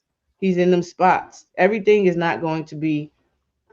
He's not going to be perfect. He's not a natural defender. But I can't tell if that's a pause or a complete disconnect from Ebony. Maybe her battery died. That has happened in the past with her. But I think she made some good points about the Denver Nuggets game, but also about the Knicks in totality and in general. I have major hesitations about this Knicks team winning a championship with Brunson and Cat sharing the floor together, both offensively and defensively. I think we can win a chip even without the pick and roll game being what it needs to be and what you would expect it to be. But if they're sharing the majority of their minutes together on the floor, the defense, I see it improve in a 7-game stretch, 7 games in a row. Fantastic. It's a very bad competition. Brooklyn and the Wizards really improved those stats. Net rating, defensive net rating was mainly because of those 2 games. And we also kept a lot of those teams under 100 too. That's important to note as well. Extremely proud of a team. I think the Lakers might have been the only one who hit 100, and we played great defense on them too. they missed a lot of open corner threes too. So some things bent in our favor, and some things we had control over and we dominated foot on net. I just don't know if Karl-Anthony Towns can do that in a 7-game series 4 times in order to win a chip. I am very, very weary, which is why all of my trade scenarios and all of my situational conversations I have on this pod or on Twitter or in my writing, it always comes down to one thing for the Knicks winning a chip. It's not about anyone else really augmenting or changing their game, because I have faith, even in Mikal Bridges, to do what's necessary to win a chip, including Jalen Brunson, obviously OG and Mitch and Deuce and Shamet. Don't forget about Shamet. It comes down to Cat. I don't really care about the offense from Cat. I'm okay with OG being the second option or Bridges being the second option. But Karl-Anthony Towns has to be okay with having a series where he is dependent on just being a rebounder, one of the best in the game, being a facilitator, being a hub in the pinch post, having a couple of post-ups ran for you, but most of all, playing excellent defense, smart, intelligent, bought-in defense, where he's communicating and he's being that back line defender, calling out what the offense is doing so that he is part of the communication. The same way Mitch is. Mitch is extremely vocal. I need Cat in the minutes to 5 to be just as vocal. And then Mike Brown, right? Mike Brown has to energize him, has to put him in positions to succeed, has to empower him to be okay with being the third or fourth options. Some series, I just don't know. I'm not 100% bought in that Cat can be that person because of what I've seen, not just in the 7-game stretch or the terrible 9-game stretch before that, but the season and a half sample size that we have thus far. It's just not it's not enough for me.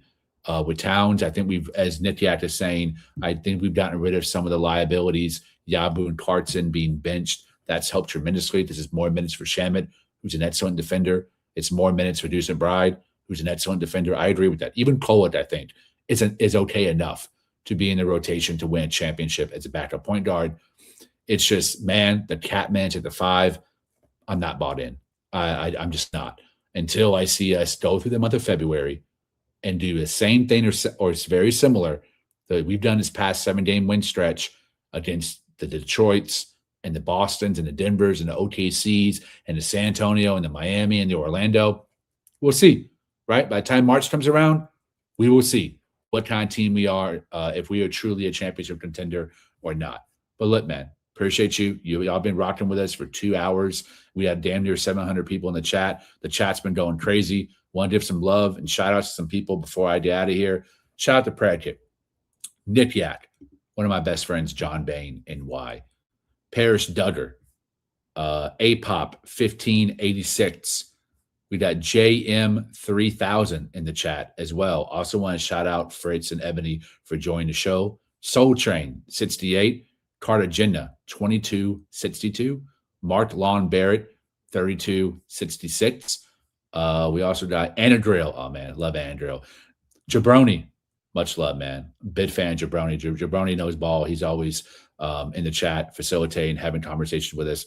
One Shot D, also in the chat. Big ups. A few names in here that I haven't seen before. Z Diddy 3710, Kevin Abreu. Great to see y'all in here. I hope to see you back. We will be live tonight after the post game. Once the Denver and New York game ends, we will be live and direct here in the post game, giving you those X's and O's, as well as Flatbush Dre 1449, Finesseful _1.